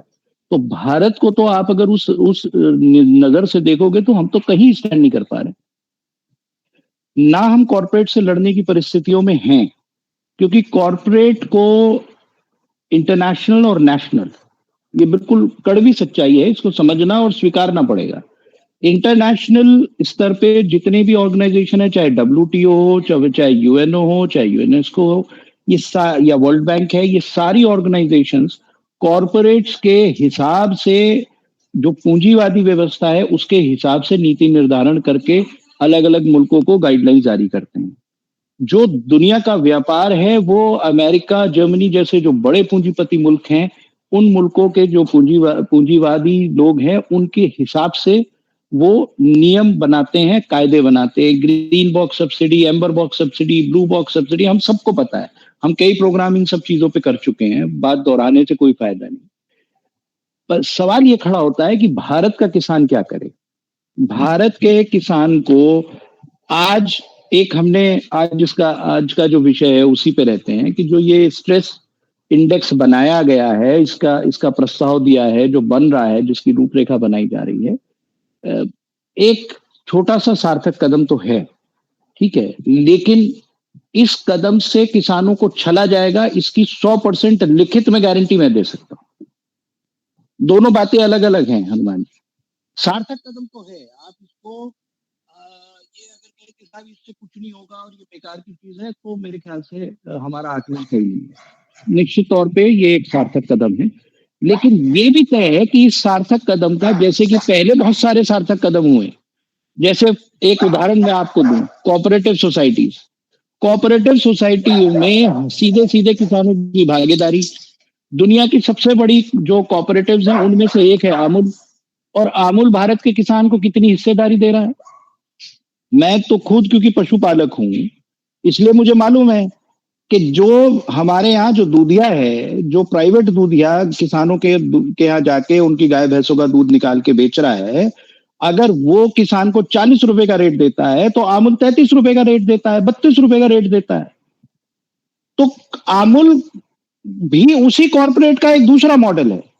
बस फर्क ये है कि उस बड़े ग्रुप के अंदर जितने लोग हैं, पूंजीवादी व्यवस्था प्राइवेट कंपनी में वो गिनती के 2, 4, 5 लोग होते हैं, बोर्ड ऑफ डायरेक्टर्स होते हैं, वो उसके लाभ का मजा लेते हैं। और कोऑपरेटिव में वो संख्या 1,00,000 1.5 लाख उन लोगों की होती है जो उस कोऑपरेटिव के उस मुनाफे में हिस्सेदारी लेते हैं। निश्चित तौर पे वो प्राइवेट कंपनीज से बेटर मॉडल है, इससे कोई दो राय नहीं है। लेकिन अगर आप ये कहें कि सिर्फ कोऑपरेटिव मॉडल करने से ही किसान का भला हो जाएगा, नहीं होगा। तो हर हाल में एक निरंतर संघर्ष भारत के किसान को करना होगा। मानसिक रूप से, आर्थिक रूप से उसे तैयारी करनी होगी, सामाजिक रूप से एकजुटता दिखानी पड़ेगी। नए नए कानून, नई नई चीजें जो आ रही हैं उनका निरंतर अध्ययन करके समाज में जागृति लानी ही पड़ेगी, आपके पास कोई दूसरा विकल्प नहीं है, वरना आपका एग्जिस्टेंस खतरे में है, आपकी जो पूरी पहचान है वो ही मिट जाएगी। आप को नहीं भूलना चाहिए कि आप ऑलरेडी उस एग्रीमेंट पे, डिक्लेरेशन पे साइन कर चुके हैं, जहां आप कहते हैं कि साहब गांव से प्रेशर घटाना है और ये जो शहर हैं इन शहरों को हमें बड़ा करना है, यहाँ पे हमें सुविधाएं देनी है और पूरा का पूरा जो संसाधन है वो एक तरीके से कुछ गिनती के लोगों के हाथ में पहुंच जाएगा। तो ऐसे में अगर आपको अपना एग्जिस्टेंस बचाना है, आपको अपनी पहचान को बचाना है, तो आपको सामूहिक निर्णयों के आधार पर, अपनी चेतना के आधार पर, जागरण के आधार पर लोगों को संगठित भी करना होगा, जागृत भी करना होगा। इंडेक्स बनते रहेंगे, इसके बाद हो सकता है अगर कोई सरकार बदलती है वो कोई और मैकेनिज्म को ले आए। जो कानून अभी इन्होंने बैकडोर से लागू कर दिए, हमने विरोध करा, इन्होंने विड्रॉ कर लिए, आज वो बैकडोर से लागू हो गए। सहकारिता बिल के ऊपर हम लोग चर्चा कर चुके हैं। तो सवाल ये नहीं है कि सरकार बदल जाएगी या सरकार हमें कोई ऐसी दीवार दे देगी जिसके पीछे छिपके हमारा प्रोटेक्शन हो जाएगा, बिल्कुल भी नहीं होगा। हम तो हनुमान राम जी, जो किसान है भारत का, वो तो बगैर कपड़ों के नंगा खड़ा है, उसे धूप भी झेलनी है, हवा भी झेलनी है, बारिश भी झेलनी है, बाढ़ भी झेलनी है, उसी नंगे बदन से झेलनी है। तो अपने आप को, उस बदन को इतना ताकतवर करना है कि हम इन सब चीजों को झेल पाए, और वो तभी होगा जब शिक्षा होगी, ज्ञान होगा, संगठन होगा। उसके अलावा तो कोई विकल्प नहीं। आप कितनी भी कोई भी पॉलिसी है, आप निरंतर अध्ययन कर रहे हैं। हम लोग कई साल, 1-1.5 साल से तो हम लोग बाकायदा हर 22 तारीख की चर्चा करते ही हैं। आप बताइए कि हमारे पास कोई समाधान है? हम भी निरंतर कोशिश कर रहे हैं समाधान ढूंढने की। और अगर हमसे कोई ये कहे कि भाई चलो तुम बन गए इस देश के प्रधानमंत्री, अब बताओ किसानों का क्या करोगे, तो हम भी कहीं ना कहीं घूम फिर के उसी सरकार के कटघरे में जाके खड़े हो जाएंगे, क्योंकि हमारे पास भी कोई 100% कॉन्क्रीट प्लान नहीं है और ये संभव भी नहीं है। तो निरंतर सुधार जो कि व्यवस्था आज की तारीख में है, उस व्यवस्था में सुधार के तरफ जाके उसमें बदलाव करके अनुभव के आधार एक चीज आएगी, अनुभव होगा, सही और गलत का आकलन होगा। कुछ चीजें परोक्ष रूप से दिखाई देंगी कि भाई ये तो बिल्कुल सामने से देखने में गलत है, उनका बिल्कुल शुरुआती स्तर पे विरोध होगा। कुछ चीजों को जब अनुभव होगा उसके आधार पे बताया जाएगा भाई ये अनुभव तो ये सुधार की प्रक्रिया में जो हमारी भागीदारी है, जो हमारी हिस्सेदारी है, जब तक ये भारत के किसान की वो भागीदारी, हिस्सेदारी नहीं पड़ेगी, तब तक हम अपने जीवन को बेहतर नहीं कर पाएंगे। लेकिन संघर्ष और जूझना ये तो तय है, ये तो हमें करना है, और हम नहीं, पूरी दुनिया का किसान यही कर रहा है, तो हम भी कोई अछूते नहीं है उसमें। चलो ठीक है मनीष जी। मनीराम जी, आप क्या कोई ऐसी दीवार, ऐसी कोई चिंतन, ऐसी कोई व्यवस्था, ऐसी कोई दिशा दे सकते हैं जिससे कुछ किसान का तनाव कम करने का कोई सुपका हो? जैसे हम लोग सामाजिक सहकार के ऊपर भी कुछ बात कर रहे हैं कि पुराने तरीके से हम बार्टर मेथड को ले आए, या तो हम मिलजुल के कुछ ऐसा करें। आपसी इतना खींचतान हो गया है, किसान आपस में इतना बिखर गया है, उसको कैसे, किस तरीके से किसी लाइन में पकड़ा दे कि भैया सरकार और कॉर्पोरेट तो तुम्हारे हाथ धो के पीछे पड़ी हुई है, चाहे कोई इंडेक्स लाओ, चाहे कुछ भी करो, लेकिन कोई एक एक एक कोई दीपक का कोई एक जो है वो दिख जाए। इस बारे में आप एक्टिविस्ट हैं, जाते रहते हैं, कोई ऐसा माइंड में कहीं भी बात चली हो, किसी यूनियन के प्लेटफॉर्म पर, आपके प्लेटफॉर्म पर, एनएससीपीएम के प्लेटफॉर्म पर, सार्क के प्रोग्राम पर, कहीं ऐसा सोचा हो कि कोई न कोई ऐसी थ्योरी के बारे में कोई बात आई हो उभर के, तो हमारे साथ शेयर करिए मनीराम जी। देखिए, मैं इसमें आवाज आ रही है? Hello hello. हाँ हाँ, आ रही अच्छा, आवाज। मैं 2 बात इसके अंदर रखूंगा। एक तो तात्कालिक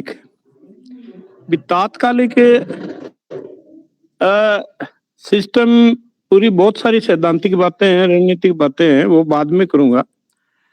वो एकदम तो लागू नहीं होगी, लेकिन जो तात्कालिक है भी, किसान जैसी भी हालत में हैं, उस हालत में वो अपने स्तर पे क्या कर सकता है, उसके बारे में एक जो अनुभव, जो सरकार की भी नीतियां हैं कि एफपीओ बनाओ, हालांकि हम अच्छी तरीके से समझ चुके हैं कि एफपीओ भी कॉरपोरेट की एक एजेंसी मात्र काम रह जाएगी और इसी सिस्टम के दायरे में वो अपना उनका संगठनात्मक और लीगल जो ढांचा है वो भी उसी को हेल्प कर रहा है। लेकिन उसके बावजूद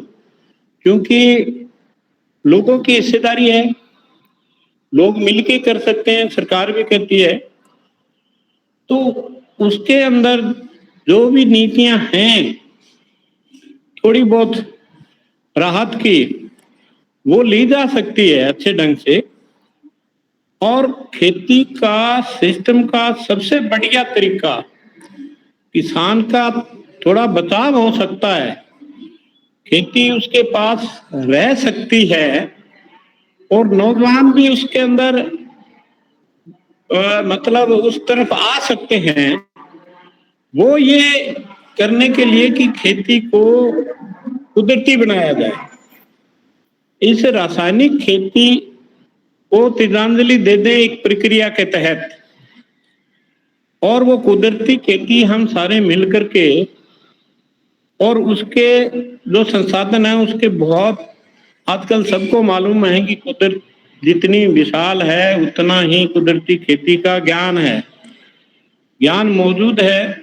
उसको साइंस और तकनीक के साथ में आधुनिक तरीके से कुदरती खेती की जाए तो उसमें एक तय हो कि बाजार की कोई चीज जो है, मैं बिल्कुल एकदम अंडर नहीं कह रहा हूं, अधिकांश सारी चीजों को छोड़ा जा सकता है, बाजार पे निर्भरता घटाई जा सकती है खेती करने के लिए, और किसान अपना बीज से लेकर के खाद स्प्रे सारी चीजें वो अपने स्तर पे कुदरती खेती में तैयार कर सकता है, जहां मैनुअल ज्यादा है और पैसे का मामला बहुत कम है खर्च होने का, और उससे उसका स्वास्थ्य भी ठीक होगा। लोगों को भी, जो किसान का एक बहुत बड़ी संस्कृति है किसान, वो उसको अन्नदाता का पदवी मिली कि वो जीवन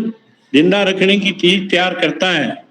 लेकिन हम सबको मालूम है कि रासायनिक खेती का में अन्नदाता की जगह वो जहरदाता ही बन गया है, तो वो वापस अपना अन्नदाता का स्थान हासिल कैसे करे। और जो उत्तम खेती इतिहास में हमेशा से मानी गई, वो उत्तमता वापस हासिल की जा सकती है। और बिल्कुल साथियों ने कहा कि जो सरकार का हम कोई नहीं है कि वो हमें कोई दान दे रही है, हमारा अधिकार है, हमारा सिस्टम है, तो उसकी हम बड़ी बात करें।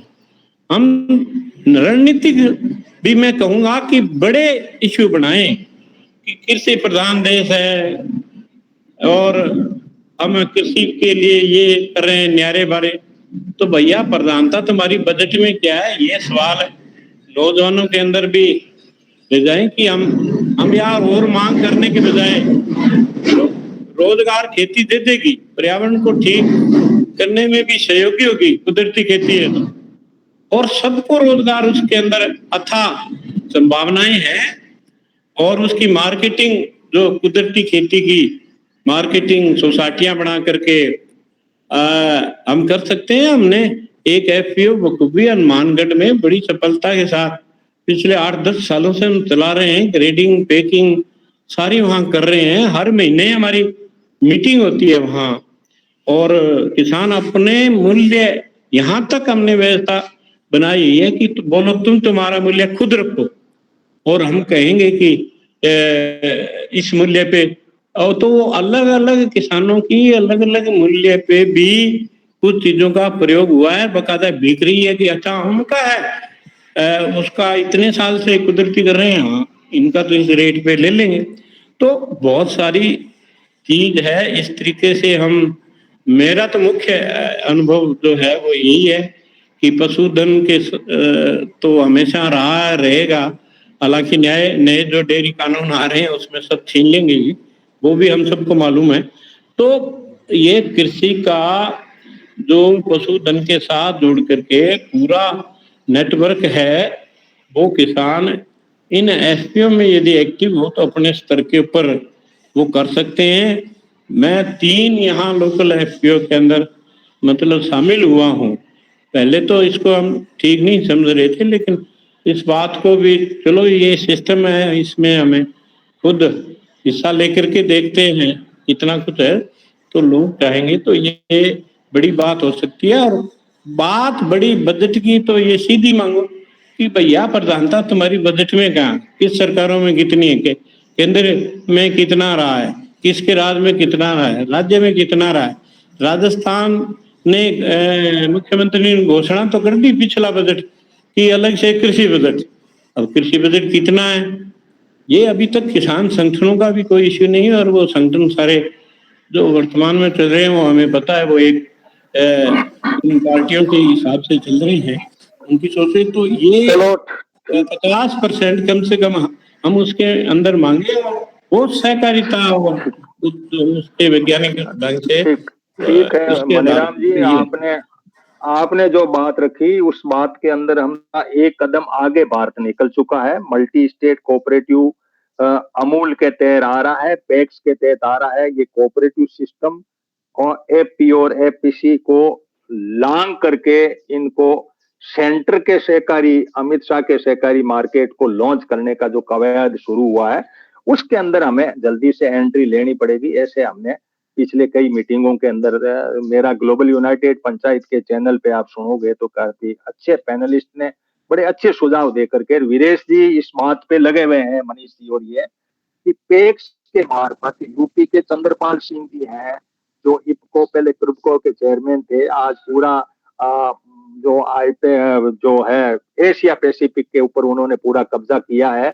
और अमित शाह जी पेक के प्राइमरी एग्रीकल्चर क्रेडिट सोसाइटी के नाम से 60,000 खुल चुकी है, 3 लाख खुलनी है। उसके अंदर ये अपने एफपीओ जो है, ये ठीक है आपका अपना एक ट्रेडमार्क का है, इससे चल रहा है, लेकिन वहां बजट जीएसटी के मार्फत पैसा वहां जा रहा है और वो ला करके पैक्स के मार्फत ये दुकानदारी 300 इन लोगों को वो वर्क दे रहे हैं, ये पूरा का पूरा ढांचा उनको सुपुर्द कर रहे हैं। ये सारा जो गवर्नमेंट की दखल अजीब तरीके की दखल है, अमूल पैटर्न पर सेम अनाज को इकट्ठा करके और कैसे कब्जे किया जाए इस पैटर्न के ऊपर ला रहे हैं, क्योंकि ये आपको बेचने देने में कुछ नहीं है। आप अपना मार्का बेचें, आप वैल्यू एड करें, पैक करें। मनीष जी भी इस काम को कर रहे हैं, आप भी इस काम को कर रहे हैं, डीपी सिंह जी की भी टांग है इस मामले में, धाकड़ साहब भी पास से पड़े देखते हैं, मैं भी बहुत इन लोगों के साथ में मिक्सअप होते रहता हूं। लेकिन जो सरकार की टांग अड़ाई है वोट की इस राज में, अब पैक के मामले में जिस तरीके से आया है, इसके लिए भी हमें तैयार रहना पड़ेगा। ये हम इस बात को लोगों तक पहुंचा रहे हैं हमारे यूट्यूब चैनल के मार्फत, और ये चल रहा है। अब किसी साथी का और कोई व्यू पॉइंट हो तो दें, बाकी टाइम अब हमारे पास में 7-8 मिनट बच रहे हैं, ओवर करेंगे मीटिंग को, पूरा 100 मिनट का ही टाइम लेते हैं। कोई बात मनाराम जी, डीपी सिंह जी, डॉक्टर साहब, कोई आपकी बात रह गई हो तो, वरना वीरेश जी को फिर मैं कह दूंगा मल्टी स्टेट वाली भी कोई बात कह देंगे और हम उसको वाइंड अप कर देंगे, क्योंकि ये बिल आया हुआ पड़ा है, ये बिल पास होना है, ये बिल पास होते ही हम जो है, और इन्होंने कार्रवाई तो शुरू कर दी है। हाँ मनाराम जी। सर ये मल्टी स्टेट कोऑपरेटिव वाला जो आया है, अमित शाह जी ला रहे हैं, ये बहुत बड़ा षड्यंत्र है। ये पूरी तरह से आवाज ऊंची करो मनाराम जी। मल्टी स्टेट कोऑपरेटिव वाला जो पूरा अमित शाह जी लाए हैं सहकारिता विभाग मंत्रालय की तरफ से, वो एक बहुत बड़ा षड्यंत्र है। ये कॉर्पोरेट सिस्टम का ही हिस्सा है और किसानों को उनके प्रोडक्ट्स और उनकी जमीनें पूरी तरह से उनके कंट्रोल में लाने का एक बड़ा षड्यंत्र है। और उसमें सीधा कंट्रोल जो है वो सेंटर का होगा और जो ब्यूरोक्रेट्स और जो नेता होंगे उनका कंट्रोल होगा, किसानों का कोई कंट्रोल नहीं होगा। इसलिए ये जो मॉडल है वो एक तरह से कॉर्पोरेट का ही मॉडल है, नाम उन्होंने कोऑपरेटिव दे दिया है और सारा जो कोऑपरेटिव का स्ट्रक्चर बना हुआ है उसको यूज में कर रहे हैं। यूज में कर रहे हैं, उनका फंड भी यूज में कर रहे हैं, उनके जो ह्यूमन रिसोर्सेज है उनको भी यूज में कर रहे हैं। लेकिन है ये मॉडल पूरी तरह से मॉडल ही है। एक पूरा का पूरा चुनाव आयोग खोल रहे हैं ये बिल आया ना, इस बिल के अंदर पूरा का पूरा चुनाव आयोग है, तो वो भी हमें ध्यान रखना पड़ेगा कि ये आंधी सरकार की है। हाँ वीरेश जी, आप करिए, कोई माइक देखते हैं सहारा मेरा। जी आप लोग अपने माइक बंद करें तो मैं बताऊं कुछ। जी आवाज आ रही है? हाँ अरे आप कोई सब बात को वाइंड अप करिए, 5 मिनट बाकी है अपना। हाँ, हमें आज उतनी कवरेज नहीं मिल पाई एफडीओ को लेके, एफडीआई को लेके। मुझे लगता है कि जो वक्ता थे उनका अध्ययन इस दिशा में था नहीं, अचानक से उनको पता लगा। और मैं चाहूँगा कि इस पे एक सेशन अगर आप और कर लें कभी समय निकाल के तो अच्छा रहेगा। मैं सभी से कहना चाहूँगा कि इस पे अध्ययन करें और ज़्यादा कि एफडीआई एक्चुअली है क्या और इसके जरिए होना क्या है, क्या सरकार चाहती है, फेस सेविंग करना चाहती है।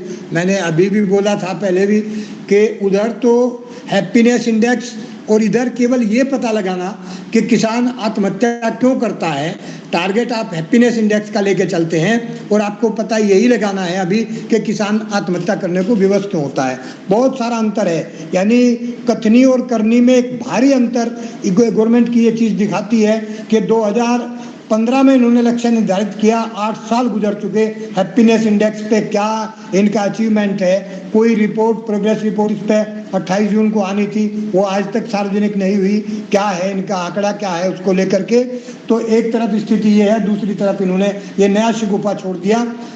शिगुफे छोड़ने बंद करने पड़ेंगे और जो इस तरह की पॉलिसी आ रही है, सबसे खतरनाक चिंता का विषय ये है हनुमान राम जी के 3 जो कृषि कानून थे उनको बिल्कुल समेटते हुए, लपेटते हुए आगे multi state cooperative society bill आ रहे हैं। नाम भी करीब करीब उसी तरीके का है। वो उस समय 3 कृषि कानून थे और आज जो है 3 कृषि सहकारी समितियां हैं।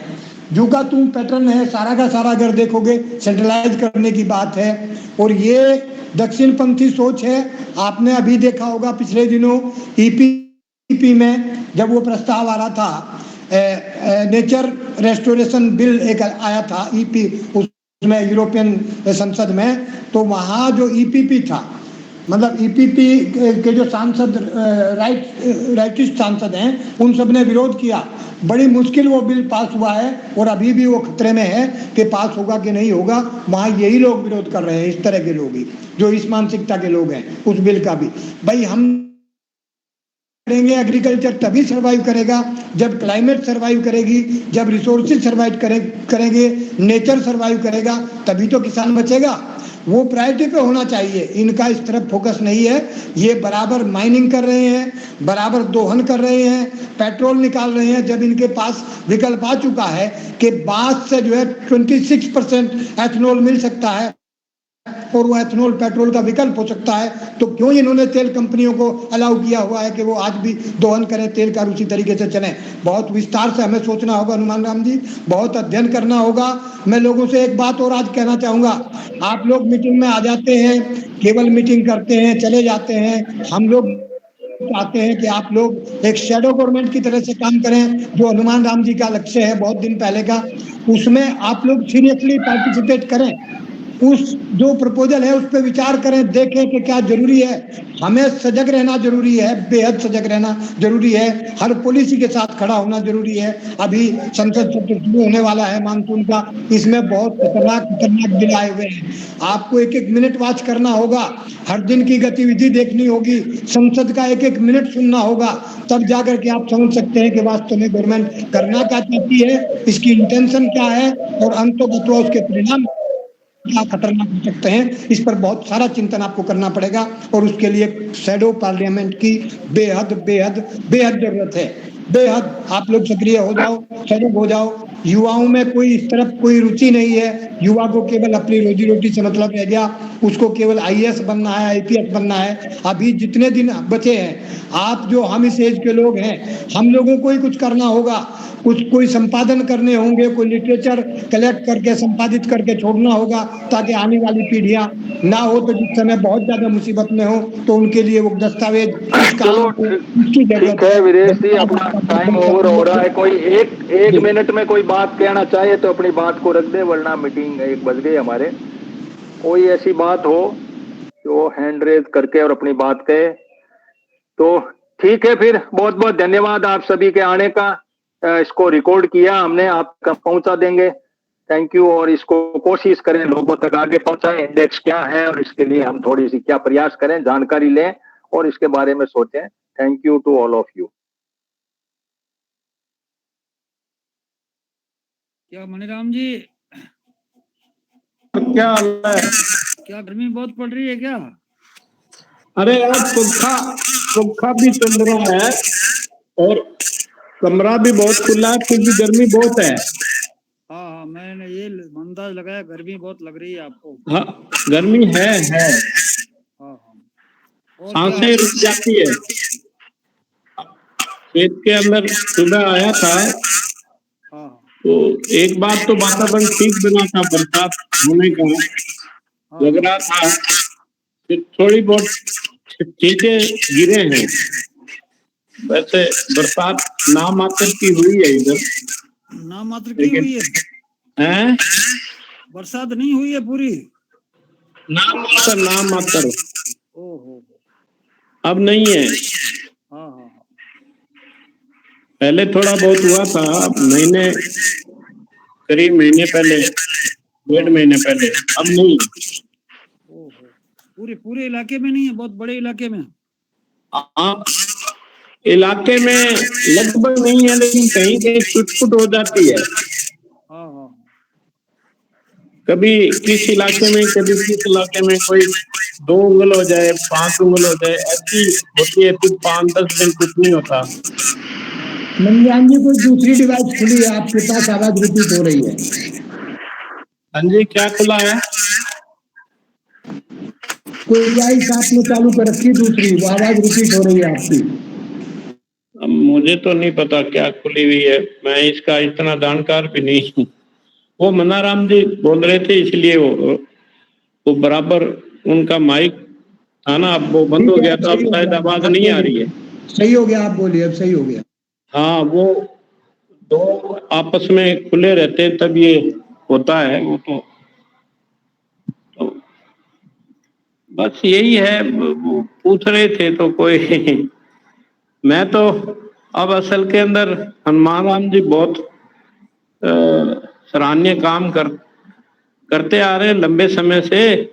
जब ये गंगानगर इंजीनियर थे तभी से हमारा इनसे लगातार संपर्क रहा है। लेकिन अब मैं कुदरती खेती में इधर लगा हुआ हूं तो यहाँ समय बहुत कम मिल पाता है। किसान खेत से बाहर हो जाए, क्या क्या करे, फिर भी करना पड़ेगा। और जो आप लोग कह रहे थे कि इस अधेड़ पीढ़ी को ही कुछ करके छोड़ जाए, क्योंकि रास्ता तो सारी दुनिया उसी रास्ते पे चढ़ी। विकास का जो विकास के नाम पर एक तरफा जो मामला हो गया, तो अब ये विकास तो सर्वनाश सत्यानाश की तरफ जा ही रहा है।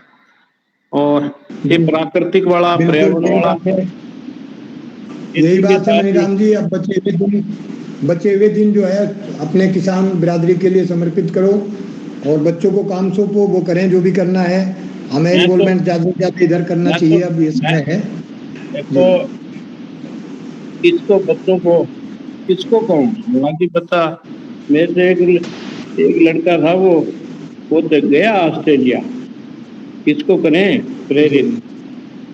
ये रियलिटी है, ये बिल्कुल एकदम जो बात है वो। और वो क्यों गया, उसका रीजन जो है वो पूरी सोसाइटी में पड़ा है, मेरे अकेले घर में नहीं है। क्योंकि हाँ, ये तो पूरी सोसाइटी में है। घर जो है बच्चे जो विदेश में हैं, यहाँ भी रहते हुए विदेश जैसी स्थिति है। यहाँ भी रहते हुए बच्चों की विदेश जैसी स्थिति है, आना नहीं हो पा रहा, काम करना पड़ता है उनको 18-18, 20-20 घंटे। स्वास्थ्य खराब हो रहे हैं उनके, कंपनियां उनका दोहन और शोषण कर रही हैं बुरी तरह से। बहुत खराब स्थिति है साहब, बहुत खराब। बच्चे स्ट्रेस में हैं, आमदनी उनकी जरूर है बढ़ी हुई। मैं तो यहाँ रहता हूँ लखनऊ में, मेगा सिटी हमारा है, ये मेट्रो सिटी है। यहाँ युवाओं की हालत देखता हूँ, उनसे कहता भी हूँ कि भाई तुम लोग इतने स्ट्रेस में काम करते हो। ज़्यादातर बच्चे 35-40 साल की एज में तो उनके बाल उठ चुके हैं और या वो बिल्कुल उससे ग्रसित हो गए हैं, स्पॉन्डिलाइटिस और दूसरी बीमारियों से। बहुत खराब स्थिति, मानसिक रूप से स्ट्रेस में रहते हैं, बहुत ज़्यादा खुश नहीं रह पाते और हर समय तनाव में। आत्महत्याओं के मामले बढ़ रहे हैं बहुत। अच्छी इनकम, अच्छा पैसा है, फ्लैट है, बहुत गाड़ियां सही हैं, लेकिन पता चला आत्महत्या कर ली साहब। तो इस तरह की स्थिति युवाओं में बहुत ज़्यादा बढ़ रही है प्रवृत्ति। इस तरफ भी हमें बहुत ध्यान देना होगा। तो इसीलिए कहता हूँ आप लोग कम से कम वहीं रहते हुए, कहीं जाने आने की ज़रूरत नहीं है, बस अपना सिस्टम जो ये है जो मतलब इसका इलेक्ट्रॉनिक सिस्टम, इसको थोड़ा डेवलप कर लीजिए। अपने यहाँ स्टूडियो छोटे छोटे बना लीजिए और 2 घंटे 3 घंटे रात में दिन में जो भी समय निकले उसमें दे लिया करो। 8 बजे हम लोग बैठ लिया करेंगे, 8:22 से रात में, और वहाँ प्रोग्राम कोई ट्विटर वगैरह पे चला लें, वहीं डिस्कशन कर लें। 1 घंटा विरोध करें तो दैट इज सफिशिएंट। मैं उसको आगे डील कर लूँगा, आप लोग सब आ जाओ या कोई और डील कर लो, हम पीछे हो जाएंगे, कोई बात नहीं है। तो मेरा कहना यही है कि इस तरफ ज़्यादा से ज़्यादा ध्यान दिया जाए और ज़्यादा से ज़्यादा डिस्कस करें, स्टडी करें इन चीज़ों की। अब ये यूपीपी का मैं आज ही देख रहा था, ये जो वहाँ प्रस्ताव पारित हो रहा है और वो विरोध कर रहे हैं। 324 के मुकाबले 312 ने विरोध किया, 14 एब्सेंट रहे। इसका मतलब ज़्यादा जो है विरोध में थे, भाई वो एब्सेंट वाले भी विरोध में ही है। तो ये हालत है कि अच्छी चीज़ों का सपोर्ट नहीं मिलता है और ख़राब चीज़ों पे जो है हमारे यहाँ इस समय कावड़ चल रही है। पूरा नॉर्थ इंडिया समझ लीजिए एकदम अंडर ग्रिप है। 200 ट्रेनें कैंसिल हैं केवल इसकी वजह से ही। और अगर उस पर कोई पोस्ट लिख दो तो गालियाँ पड़ती हैं हमें कि तुम लोग क्यों धर्म के विरुद्ध जा रहे हो, ये धर्म की बात है, इसका क्यों विरोध करते हो। तो गालियाँ पड़ती हैं, हो सकता है मुकदमा भी हम लोगों के खिलाफ कहीं हो जाए। तो ये पोजीशन आ गई है कि हम लोगों को धर्म में इन्वॉल्व किया जा रहा है। जो वास्तविक धर्म है हमारा कृषि है, उसको जो छोड़ा जा रहा है। बताइए खाएंगे क्या ये लोग, खाएंगे क्या? जो कृषि से लोग विमुख हो रहे हैं, पलायन हो रहा है कृषि से, क्या अंजाम होगा उस बारे में नहीं सोचते हैं। What will be the result. तो ये चीज़ है, इस पे हमें चिंतन करना चाहिए। निर्मला जी कौन है मैं जानता नहीं हूँ। निर्मला जी शायद लेट आई या क्या था, इनका भी कुछ होना था इसमें। चलिए धन्यवाद। अभी वो लोग